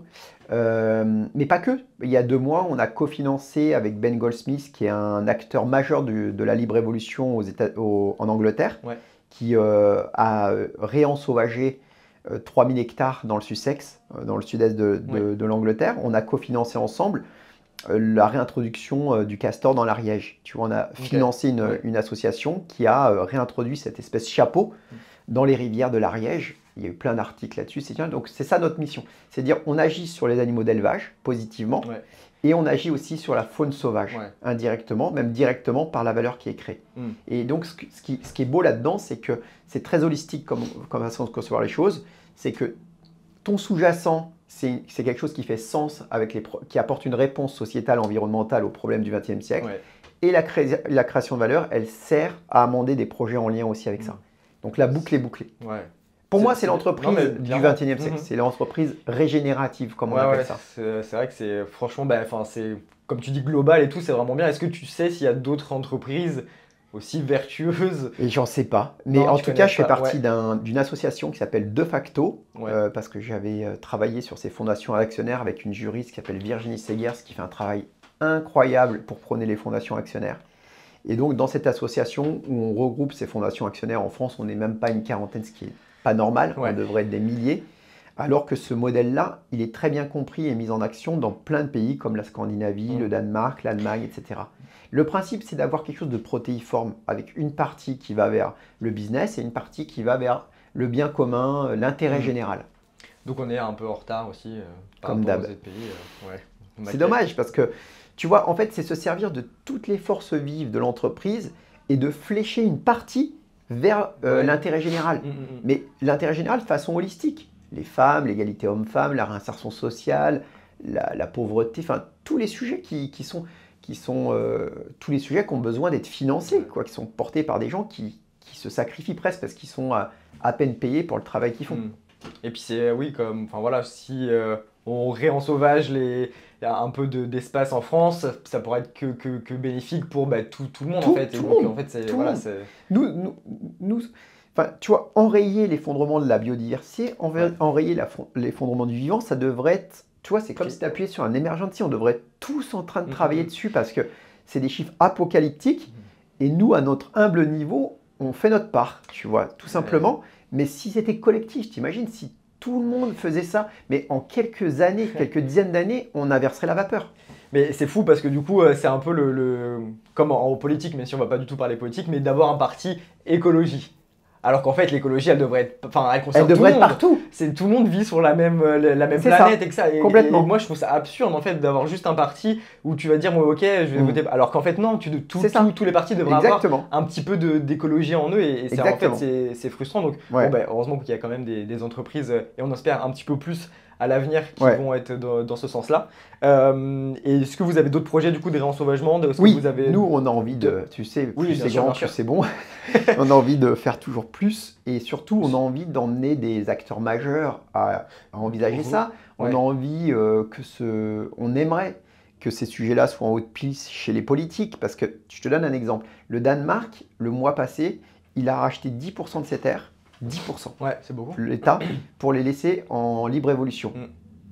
10%. C'est comme si on rachetait, t'imagines, 10% il a racheté à ses agriculteurs des terres pour dire je les prends, je te les achète et ça je les rends à la nature pour redynamiser les écosystèmes et sauver la vie. Enfin, tu vois, je trouve cette démarche tellement belle. Tu vois, en fait, c'est l'objectif qui s'est fixé l'Europe à l'horizon 2030, 10%. Et 30% à l'horizon 2050 si tu suis les préceptes du GIEC. Nous, on en est loin. En France, on est à 1%. On est à la ramasse. En Italie, ils sont à 10%. Ah ouais, 10%. Donc nous, en France, on est à la ramasse. On ne tolère même pas 500 pauvres loups en France. Enfin, tu vois, il y a tellement de travail à faire sur ces sujets-là. Et comme tu le dis, ça ne devrait pas être des sujets politiques ou d'un parti politique. Ça devrait être le sujet de tout le monde. Malheureusement, c'est pas trop le cas encore en France. Je pense que ça l'est dans certains pays d'Europe. Oui, mais pas encore assez. Enfin, je veux dire, il y a encore beaucoup de travail à faire. Je pense que le pire est derrière nous. Par rapport à ce que j'ai pu lire, etc. On voit, en fait, le pire côtoie le meilleur en ce moment. Mais avant, il n'y avait même pas le meilleur. Il n'y avait que du pire. Donc là, il y a quand même aussi des belles choses. Et j'ai l'impression que dans différents compartiments de la société, les entrepreneurs, les intellectuels, les scientifiques, peut-être pas encore assez les politiques, mais quand même, il y a des acteurs qui ont bien compris le problème et qui tentent de s'emparer de ces sujets-là. Donc, je vais pas... voilà, le pire côtoie le meilleur, mais avant, il y avait au XXe siècle, il y avait vraiment que du pire. Ouais. Mais peut-être qu'on est conscient aussi que, enfin, du coup là, ça s'emballe de plus en plus Exactement. vite. Donc, il faut faire des choses. Ouais, ça devient urgent, quoi. Ça devient urgent. Parce que du coup, j'avais noté que, ouais, enfin, c'était même pas besoin forcément d'aller faire des recherches, mais que l'année 2024 avait battu tous les records de température, de chaleur, et j'ose même pas imaginer les catastrophes. Enfin, voilà, là encore, actuellement, il y en a un peu partout, que ce soit des incendies ou des inondations, ça n'arrête pas. C'est ça. Et pour toi, quel rôle jouent les entreprises dans le changement climatique? Énorme. En fait, on fait ce podcast-là, je reviens de 3 jours de session 2 de la CEC, la Convention des entreprises pour le climat, qui est une espèce de formation en 6 sessions pour les entreprises. Hein. Dans lequel tu étais intervenant ou tu étais... Non, je venais... En fait, moi, je suis en train d'amener mes équipes. En fait, je participe à... Enfin, nous, on est très sensibles sur ces sujets-là. Ouais. Ce qui m'intéresse, c'est qu'avec les équipes encadrantes, ces sujets-là rentrent par d'autres vecteurs que par le mien ou d'autres. Oui. Et que quand je vais un peu me détacher de l'opérationnel, ils suivent la roadmap et la feuille de route qu'on s'est fixée par rapport à ça. J'ai toujours pensé que les entreprises avaient un rôle majeur, mais qu'elles devaient se réinventer. Mais pas que se réinventer, elles devaient imaginer d'autres récits et d'autres univers complètement différents. C'est-à-dire que l'entreprise, c'est un levier extrêmement puissant, beaucoup plus que les politiques qui sont complètement à la ramasse. Mais par contre, tu vois, regarde ce qu'on fait ici avec Land & Monkey. Ça part d'un rêve. D'un mec qui marche dans la rue, qui se dit « je vais créer une boulangerie-pâtisserie végétale ». C'est ça. Ouais. Et tout d'un coup, 3 ans après, il y a 200 personnes. Et peut-être que dans 3 ans, on sera 600 personnes. Enfin, tu vois, je veux dire, donc on a entraîné dans notre rêve, dans cette utopie de départ, quelque chose, un récit nouveau, avec la création de valeur qu'on utilise pour faire autre chose. Donc maintenant, imagine que tu la dupliques à tout le tissu entrepreneurial. Et qu'on se dise que il y aurait 20% de la création de valeur qui irait pour ce dividende écologique. J'aime bien ce terme qu'a employé la Maïf. Pour réparer, restaurer, régénérer. Ça n'empêcherait pas les business de se développer, de croître s'ils en ont envie. Ça ne changerait rien du tout. Mais par contre, on préserverait les conditions de vie sur Terre, ce qui est majeur quand même, parce qu'il n'y a pas de business, ça les gens l'ont oublié, sans des écosystèmes en bonne santé. 75% de la création de valeur des entreprises dépendent d'écosystèmes directs. Ça, ils l'ont oublié aussi. Donc, on joue dans notre bac à sable, on ne franchit pas les limites planétaires. Ça, c'est la règle numéro 1. On restaure, on répare. Et après ça, on se pose la question des industries qui sont importantes pour nous dans le futur. Et donc, de ce que nous, on souhaite collectivement aussi. Parce que la question philosophique derrière, c'est celle-là, en fait. Qu'est-ce qu'on veut collectivement ? Et donc, qu'est-ce qu'on veut plus ? C'est ça, ça veut dire aussi. Et après, dans ce bac à sable-là, où il y a plein de sable, on fait ce qu'on veut. Mais pas dépasser ses limites planétaires et surtout réparer les bêtises qui ont été faites. Je pense que c'est un peu ça, c'est qu'en fait, on va dire les 100 dernières années, le modèle c'était ok, on va faire le plus de profit possible, on va prendre toutes les ressources de la planète. Et en fait, du coup maintenant, on a un peu de mal à changer tout ça, tu vois. Nature, c'est ressources. Nature, c'est pas la vie. Tu vois, en fait, j'ose même pas d'aller sur ce champ-là tout de suite, tu vois, te dire, mais le vivant en tant que tel a le droit de vivre. C'est pas que des ressources. Un arbre, c'est pas qu'une ressource. Ah oui, non, bien sûr. Non, mais tu vois ce que je veux dire. On converge là-dessus. J'ai même pas envie tout de suite d'y aller parce qu'on en est loin dans nos sociétés occidentales. Mais ce que je veux dire, c'est que de projeter un autre regard sur ce vivant, de s'y inscrire pleinement, de comprendre que sans vers de terre, il n'y a pas de vie sur Terre, que sans pollinisateurs, il n'y a pas de vie sur Terre, de se rendre compte de ça. Je pense qu'en fait, personne n'en a conscience parce que du coup, là pour le coup, c'est un cercle vicieux parce qu'en fait, on détruit alors que c'est l'essence même de ce qui va te rendre riche, ce qui va permettre à ta boîte de créer de la valeur, de marcher. Moi, je dépends que des champs de blé qui sont produits, donc je dépends de la terre en direct, tu vois. Sinon, je suis pas boulanger, je peux pas nourrir les gens. Donc va falloir que ça change. Une révolution.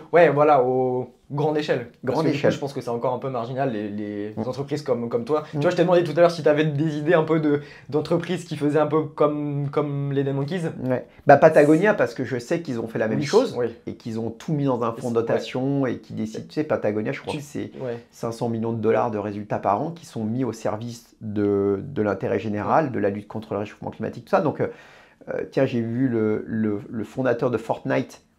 J'ai lu la news qu'il a acheté, je sais plus, je crois une dizaine de milliers d'hectares en Californie qu'il laisse en libre évolution. Tu vois.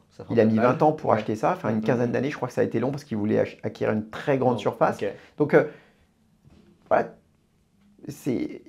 l'entreprise peut aussi se servir de ses ressources formidables pour faire quelque chose de dingue, tu vois, et pas le confier à des associations qui ont peu de moyens ou des politiques qui n'ont pas le pouvoir. Ouais. Et est-ce que tu es éco-anxieux? À mort. Ok. Mais comme je suis dans l'action, ça va beaucoup mieux qu'avant. Ouais. Avant, j'étais complètement au bout du... Avant genre quand? Il y a 10 ans. Ok. Je suis rentré sur ces sujets-là par le prisme du véganisme. Ouais, J'ai découvert le poteau rose et j'ai dit bon, ok, on est dans la merde. Ouais.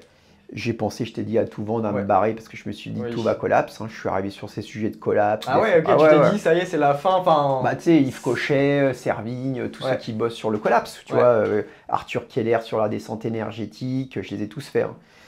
Et tu t'es dit non, je vais essayer de... Non mais en fait, t'as pas le choix. En fait, tu dois rejoindre des gens qui pensent comme toi, parce que si t'es seul, t'es mort, et tu dois être dans l'action en te disant, bah... Ou moins, j'ai l'impression d'être sur le bon chemin, et puis si ça doit péter, bah, j'aurais fait ce que j'aurais voilà, c'est ça. Donc tu dirais que c'était à ce moment-là que, pour gérer un peu cette anxiété-là, tu as eu ce cheminement-là. Exactement, de passer à l'action. Mais en fait, après, par rencontre avec des gens qui m'ont dit, avec qui j'ai parlé, mais même moi je m'en suis rendu compte, que de toute manière, quand il n'y a plus d'espoir, il y a l'action, comme dit le proverbe. Et c'est la vérité, quand il n'y a plus d'espoir, il reste l'action. Ça veut dire que tu ne peux pas être dans ton canapé à attendre comme ça que le monde s'écroule. Malheureusement, oui, c'est pas en restant dans le canapé qu'il va se passer des changements. Donc tu vois, voilà, tu es dans l'action. Donc du coup, tu dirais que ça aide vachement de faire des choses. Si tu avais des conseils à donner à des personnes qui se sentent alors, être dans un tissu associatif, pas que business, mais un tissu associatif. Tu vois, nous, ce qu'on fait en Normandie, ça me fait énormément de bien. On remet les mains dans la terre, on fait un jardin-forêt, on amène des gens toutes les semaines sur l'écosystème entrepreneur, les politiques, je reçois des politiques. Enfin, je suis dans l'action, se reconnecter à la nature. Vraiment, vraiment, vraiment, fortement. Ne plus être dans que les bureaux policés des grandes villes et de réparer le monde sur son laptop. Non, il faut aller mettre les mains dans la terre, il faut aller voir les forêts qui sont en train de faire des descentes de cime et de crever, se rendre compte que tout est perturbé pour de vrai. Rejoindre des gens qui ont compris, comme toi, comme vous, comme nous, et donc se regrouper, mais pas que se regrouper qu'avec des gens qui ont compris, mais aller rejoindre des collectifs qui ont compris ce qui se passait pour pas se sentir seul. Et après, embrasser... moi, c'est comme ça que... souvent, j'en ai vu beaucoup qui se remplissaient un peu plus de spiritualité. Parce que quand tu lâches la consommation, tu te remplis d'autres choses. Et donc, tu bascules vers un peu plus de spiritualité, mais sans tomber dans l'ésotérisme. C'est pas ça, c'est te remplir du sens de ce qu'est la vie et te rendre compte que de vivre, c'est juste merveilleux, quoi. Est-ce que du coup, tu as un peu... renouer avec ce rêve d'enfant, avec le projet du coup en Normandie, mais complètement, de remettre les mains dans la terre, au contact de la nature et tout. Exactement. Ça me fait, je suis revenu à mon moi d'ado. Ok, donc tu as fait une petite boucle un peu super. Je me suis perdu 20 ans. C'est ça. Ouais, mais c'est super important. Je veux dire, ça fait sens en fait. Tout le chemin fait sens et du coup. Complètement, c'est la chance. Mais oui, maintenant je fais ce qui me plaît. Enfin, je fais ce qui est en résonance avec ma sensibilité personnelle. Et comment est-ce que tu vois l'avenir de l'alimentation végétale en France? Alors là, j'ai aucun problème sur le fait de dire que maintenant le verre est dans la pomme, si je peux me permettre cette expression. Ça veut dire quoi? Ça veut dire qu'en fait maintenant que les forces inverses le veuillent ou non, les forces du mal le veuillent ou non, c'est inéluctable. Ça va arriver. Maintenant, ils ne peuvent pas lutter contre, ils doivent faire avec. Et ils ont l'outil, comme tout le temps, et au lieu de mettre dans cet outil de la viande animale, il faut construire autre chose, il faut construire une autre façon de se restaurer. Et tu vois, je vais te le dire, même en étant végétalien, j'ai pas peur de dire oui, ça me dérange pas qu'il reste le poulet du dimanche comme mes arrière-grands-parents ou mes grands-parents. C'était hyper raisonnable, c'était festif, c'était quelque chose qui était...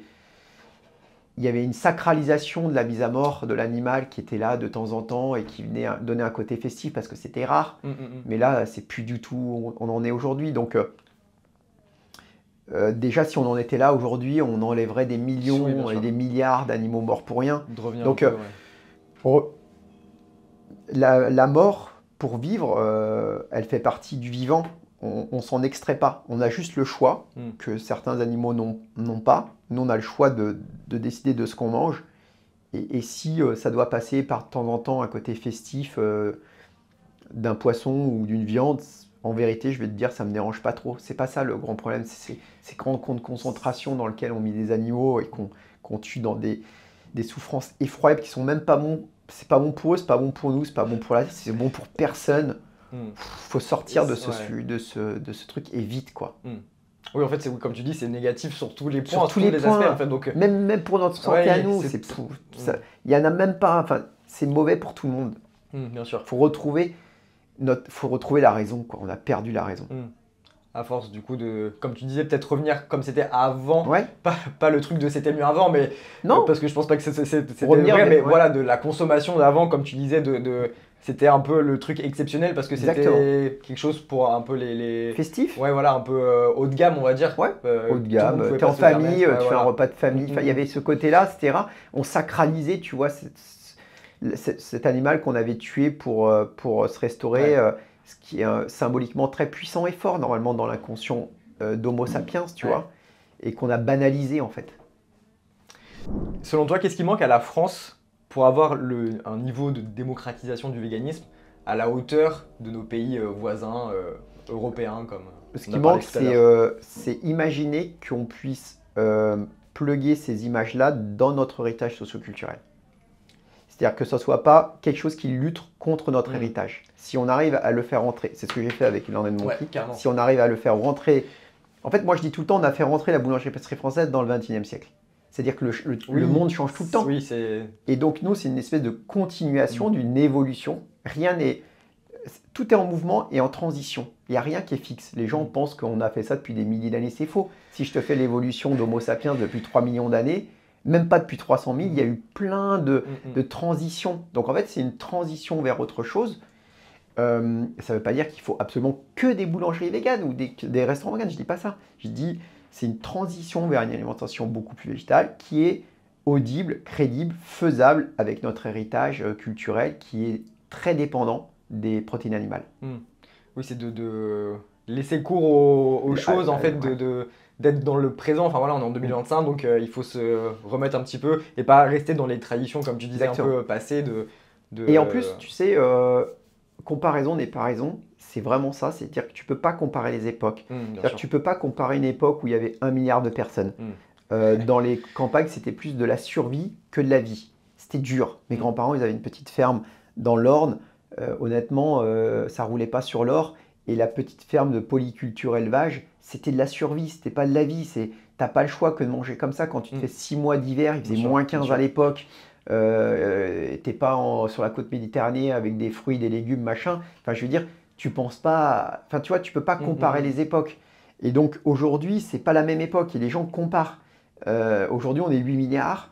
On tue des dizaines, pour pas dire des centaines de fois de plus d'animaux qu'autrefois, et dans des conditions qui sont abominables. Donc tu ne peux pas comparer les époques.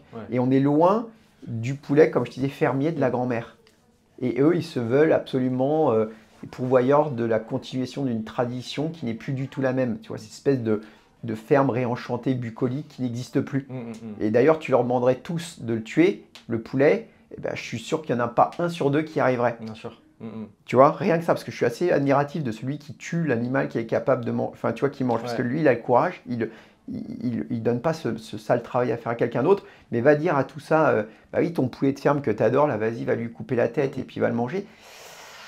Pas si simple pour tout le monde. Je dis pas, il y en a qui savent qui le font, oui, mais pas si simple. Mais c'est la minime, je pense, comparé à la proportion des personnes donc, qui mangent. Voilà, c'est un monde en transition. Faut vivre avec son temps, quoi, en fait. Faut vivre avec son temps. Exactement, il faut bien s'entendre. Les conditions de l'équation sont plus les mêmes, tu vois. Sûr. Et aujourd'hui, j'ai envie de dire que c'est une question presque de survie, de végétaliser, en fait, de sûr. rendre à la nature des grandes surfaces de terre pour qui deviendront des forêts primaires. Ça, c'est presque une question de survie pour nous. En fait, l'ironie de l'histoire, c'est que la façon dont on se restaure, elle peut peser ou négativement ou très positivement sur notre futur. Moi, je trouve ça admirable. C'est presque un pied de nez à l'histoire. C'est que la façon dont on se restaure, ça peut jouer à fond, tu vois. C'est beau quand même. Ouais, bah il faut prendre la bonne... C'est pas une techno. Non, tu vois, c'est pas une techno à la Musk dans 30 ans. C'est, ok, je mange des légumes, tu vois. Ouais. On le sait que de toute façon, la technologie, enfin voilà, il y en a qui misent un peu là-dessus pour nous sauver de tous nos problèmes. On sait que ça va être... voilà. T'as dit, ça s'appelle les technosolutionnistes. Voilà.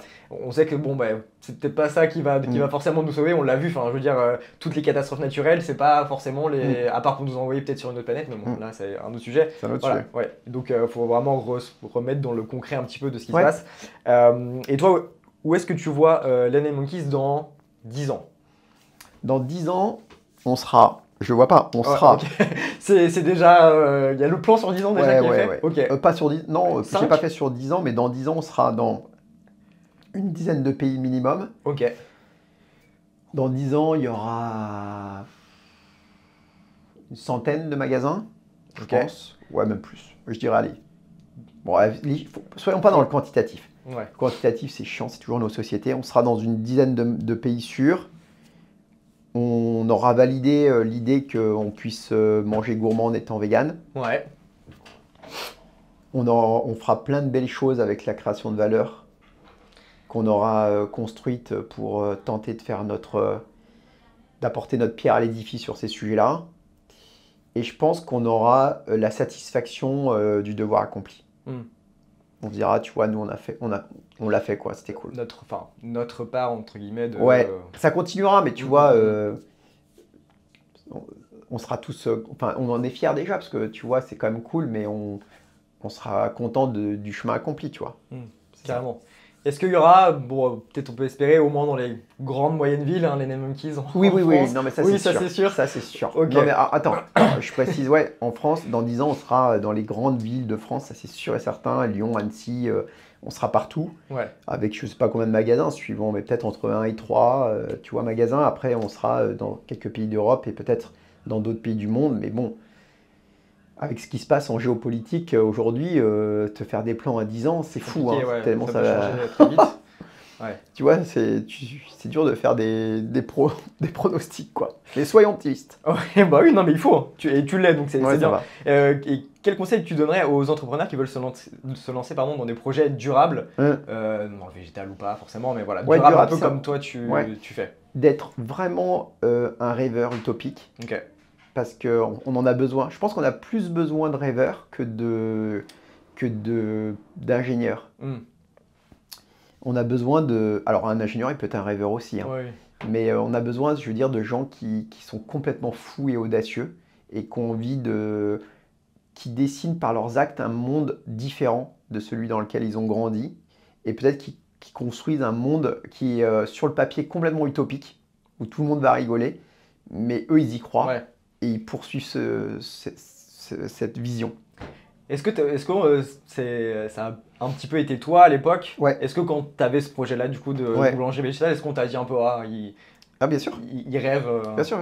Non mais moi ça m'affecte pas. Bien sûr. Non mais tu vois, moi j'ai pas d'ego et ça m'affecte pas. Et je comprends que les mecs prennent ça à la rigolade. Ils auraient pu avoir raison, ça aurait pu très mal se passer.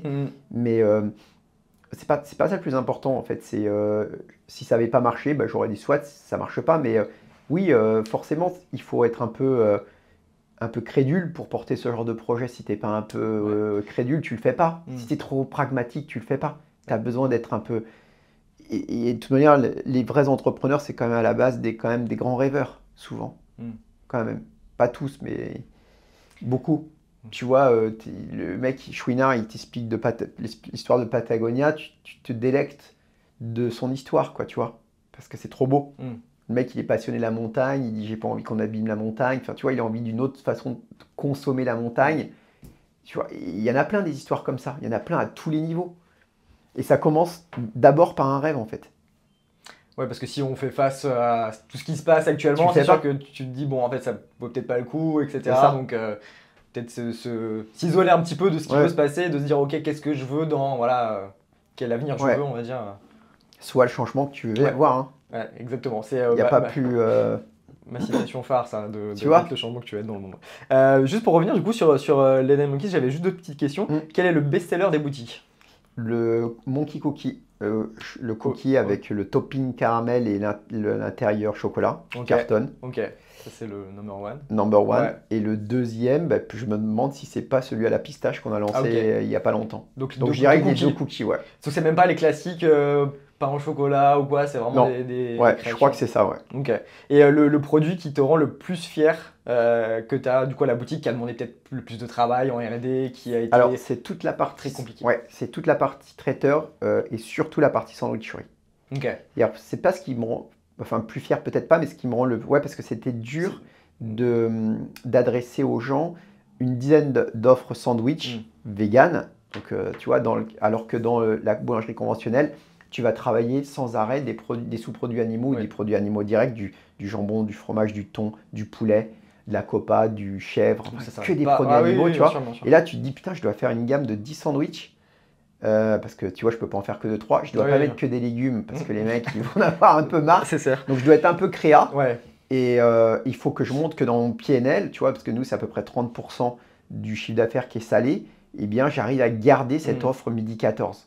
Et que les gens ne fassent pas demi-tour quand je lui dis j'ai pas de poulet, j'ai pas de camembert, j'ai pas de saucisse là. Donc ça c'était vraiment ça c'était vraiment probablement le plus réussi. Ouais, tu t'es fait plaisir aussi je pense à ce niveau-là en mode ok bon ben là pareil un peu carte blanche, je dois reproduire ce qu'il y a dans la tradi. Les boulangeries traditionnelles, comment je vais faire, etc. Donc, exactement. Et puis bon, maintenant c'est un peu plus facile, j'ai envie de dire peut-être avec les entreprises qui sont spécialisées tu vois, dans des différents produits végétaux qui remplacent les... Exactement. Au début, il n'y avait pas tout ça. Et j'ai pour habitude de dire qu'il y a une caisse à outils plus large avec plein d'initiatives. C'est-à-dire qu'en fait, en gros, il y a plus de startups, de boîtes qui montent des produits qui nous permettent d'élargir le champ des possibles. Donc d'année en année, c'est un peu plus facile. Ouais. T'as moins à te prendre te dire comment je vais faire. Juste avant de passer à la dernière partie, on n'a pas parlé de Youngo. Est-ce que tu peux, parce que du coup c'est un peu lié à tout ça. Exactement. C'est une start-up qui trouve des solutions pour remplacer les œufs dans les recettes. J'avais des gros problèmes sur ce segment des ingrédients pour végétaliser les recettes de pâtisserie dans lesquelles il y a toujours des œufs. Donc on a monté cette start-up qu'on développe avec Anne Vincent qui est la cofondatrice avec moi. Et donc on a fait travailler des ingés agro à sourcer des protéines qui ont le même rôle dans les recettes, le rôle de liant, foisonnant ou stabilisateur d'émulsion. Du coup c'était en travaillant sur Len & Monkey, tu t'es dit mince, j'arrive pas à... Enfin ça va me poser problème pour faire les recettes. C'est ça. Ok. Et du coup vous utilisez Youngo maintenant, vous? Exactement. Exactement. Okay. Et sans Youngo ça aurait été compliqué, enfin est-ce que vous avez réussi ou pas? Oui, mais c'est... Oui et non, parce qu'en fait, il fallait customiser avec chaque recette. Ah oui, en fonction de la liste des ingrédients, qu'est-ce que tu peux mettre pour remplacer l'œuf. Ok. Alors que là, c'est universel. C'est un truc générique. Ouais, générique, voilà, ok. Donc ça facilite, on va dire, la vie. Ouais, c'est une solution générique qui facilite la vie des pros. Ok. Donc c'est vraiment que pour les pros? Non, que pour les pros. Ouais, pour l'instant, c'est pour les pros. Ok. On a adressé le marché des professionnels et des industries B2B. Ok, ça marche. Du coup, on arrive à la dernière partie de l'interview. C'est le dernier croc. Le principe est simple. J'ai une quinzaine de questions. Le but, c'est que tu réponds le plus vite possible. Ok. Est-ce que tu es prêt? Vas-y. Ouais, ok. Alors, l'indispensable vegan de tes placards? Le riz. Ok. Ma femme est japonaise. Ok, oui, d'accord. C'est presque tous les jours. Ok, ça marche. Ton plat végétal préféré de tous les temps? De tous les temps? Ouais. Omisushiru okome avec tsukemono. C'est du riz avec des légumes lacto-fermentés et une petite soupe miso. Ok, donc traditionnel aussi du Japon. Je mange 90% japonais. J'adore. Le plat à faire goûter à une personne non végane? Et je lui ferai goûter notre offre sandwich. Par exemple, le sandwich pâté qu'on avait mis au point, qui est une terrine de pâté végétal. J'en ai pas eu un qui m'a dit c'est pas atomique, il en revenait pas. Donc je dirais le sandwich au pâté végétal. C'est vous qui avez fait le pâté? C'est à base de lentilles? Lentilles, tofu, noisettes, il y a un peu d'épices, de la cannelle je crois. Enfin tu coupes en fait, tu as l'impression que c'est une vraie terrine. Et tu manges ça avec des cornichons, tu sais, de la salade, un peu de moutarde, c'est pareil. Okay. Et moi, quand je l'ai mangé, je peux te dire, j'étais hyper content. Et puis bien protéiné en plus, parce que tu as lentilles, tofu, ouais, c'est quand même une bonne option. En plus, ouais. Le conseil à donner à quelqu'un qui souhaite devenir vegan? Petit à petit. Le mythe le plus agaçant sur les véganes? Carencé. Le resto vegan que tu recommandes les yeux fermés? Oi. Donc qui est à Paris? Paris 9. Ok. La question la plus insolite qu'on t'ait posée parce que tu es vegan? La plus insolite, je sais pas. Enfin, la plus insolite. Non, mais c'est que des questions cons qui reviennent avec les carottes et les protéines, tout ça. Insolite, je l'ai pas tout de suite. Insolite. Non, mais je pense que la plus insolite, c'est vraiment la souffrance sur les végétaux. Okay, genre, ils disent que... genre tu causes plus de souffrance parce que tu manges plus de légumes. Ouais. Ça, c'est le truc, tu vois, que moi je brille là. Tu te dis, mais comment est-ce que tu peux... Comment tu peux me sortir un truc pareil? Tu te demandes, en fait, on vit dans quel monde? Je pense que c'est pas pareil. Je l'ai moins maintenant, ça a évolué. Ça va, c'est passé un petit peu. À part les viennoiseries des Monkeys, quel est ton petit plaisir coupable?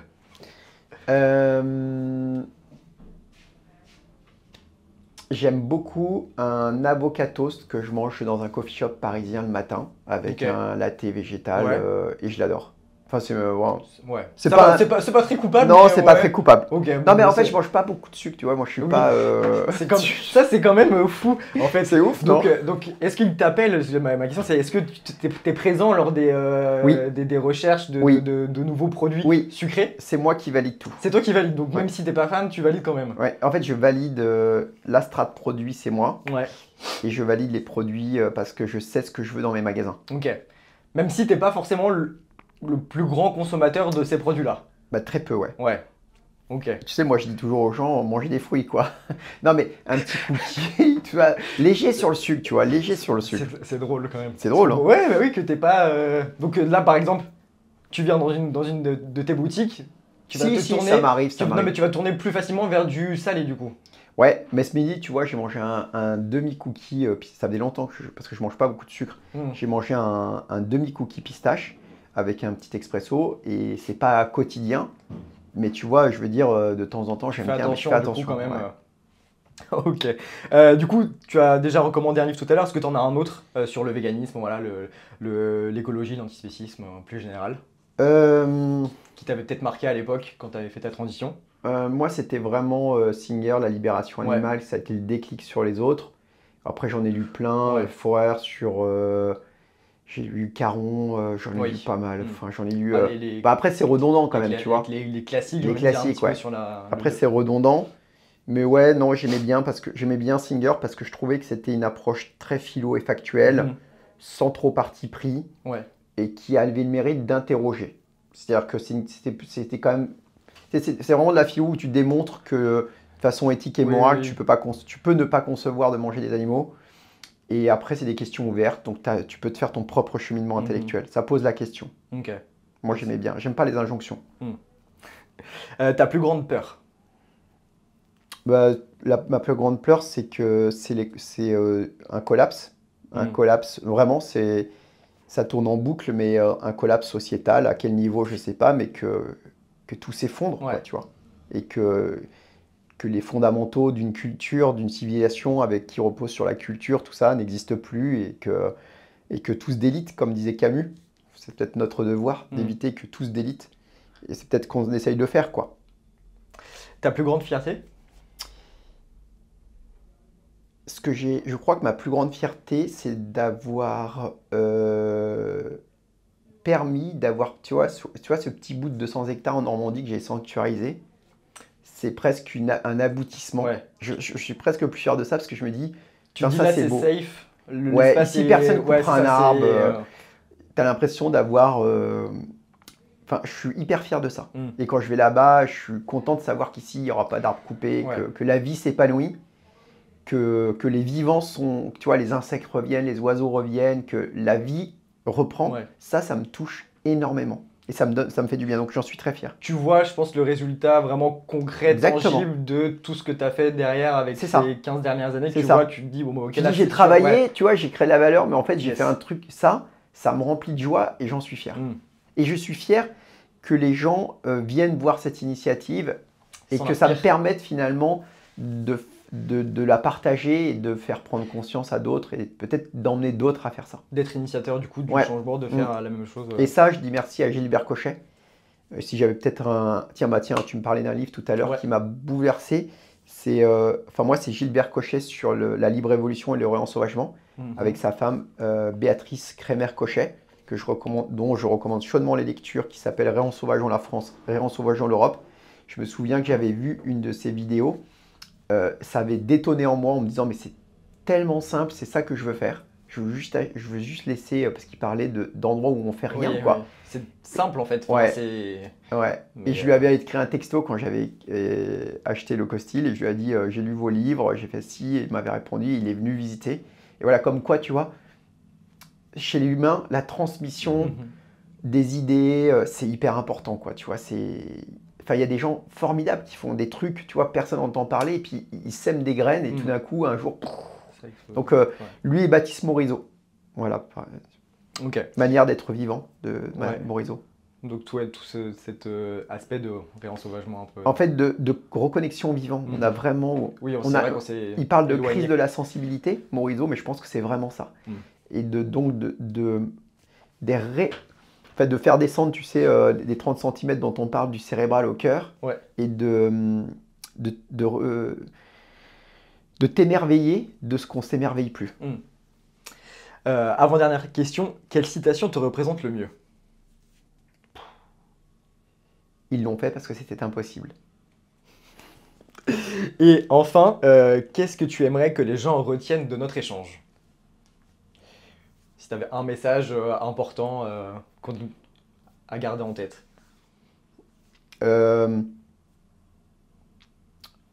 C'est bateau, mais en vérité, c'est vraiment de suivre ses rêves. Tout le monde dit ça, mais c'est la vérité. Enfin, moi, je pense que je suis vraiment l'adulte qui a suivi ses rêves d'ado. Mais pour de vrai, clairement. Je m'étais fait des promesses à 15 ans que j'ai tenues. Et je pense que, tu vois, j'en suis convaincu, je trouve que les gens, quand ils deviennent adultes, ils deviennent chiants, cons, et ils deviennent trop adultes. Moi, je crois que je suis resté un grand enfant. Et en fait, tu vois, mes promesses d'enfant et d'adolescent, finalement, je les ai gardées. Et je pense que c'est ce qui me permet d'imaginer que ces trucs un peu fous soient possibles. Et du coup, là, maintenant, tu dirais que tu es aligné avec toi-même et avec ce que tu étais avant. Exactement. T'es épanoui. Ça valait la peine, tu vois. En fait, tu te dis ça valait la peine. De faire le petit détour, tout ça. De faire le petit détour et surtout de suivre ton chemin, même si ça ne plaît pas à tout le monde. Et tu vois, d'être celui qui ne va pas coller un habit, un moule, mais qui va suivre sa trajectoire qu'il a au fond de lui. Tu vois, il suit ses guts, c'est son intuition. Et finalement, après coup, il dit ça valait le coup. Bon bah, ça valait le coup alors. Ça valait le coup. Merci beaucoup Rodolphe. Merci beaucoup. Et puis écoute, on peut venir déguster toutes les belles choses. Avec plaisir. Chez Lannan Monkeys et donc partout bientôt en France. J'espère. Merci à toi, à bientôt. Merci Maxime. Salut. Ciao.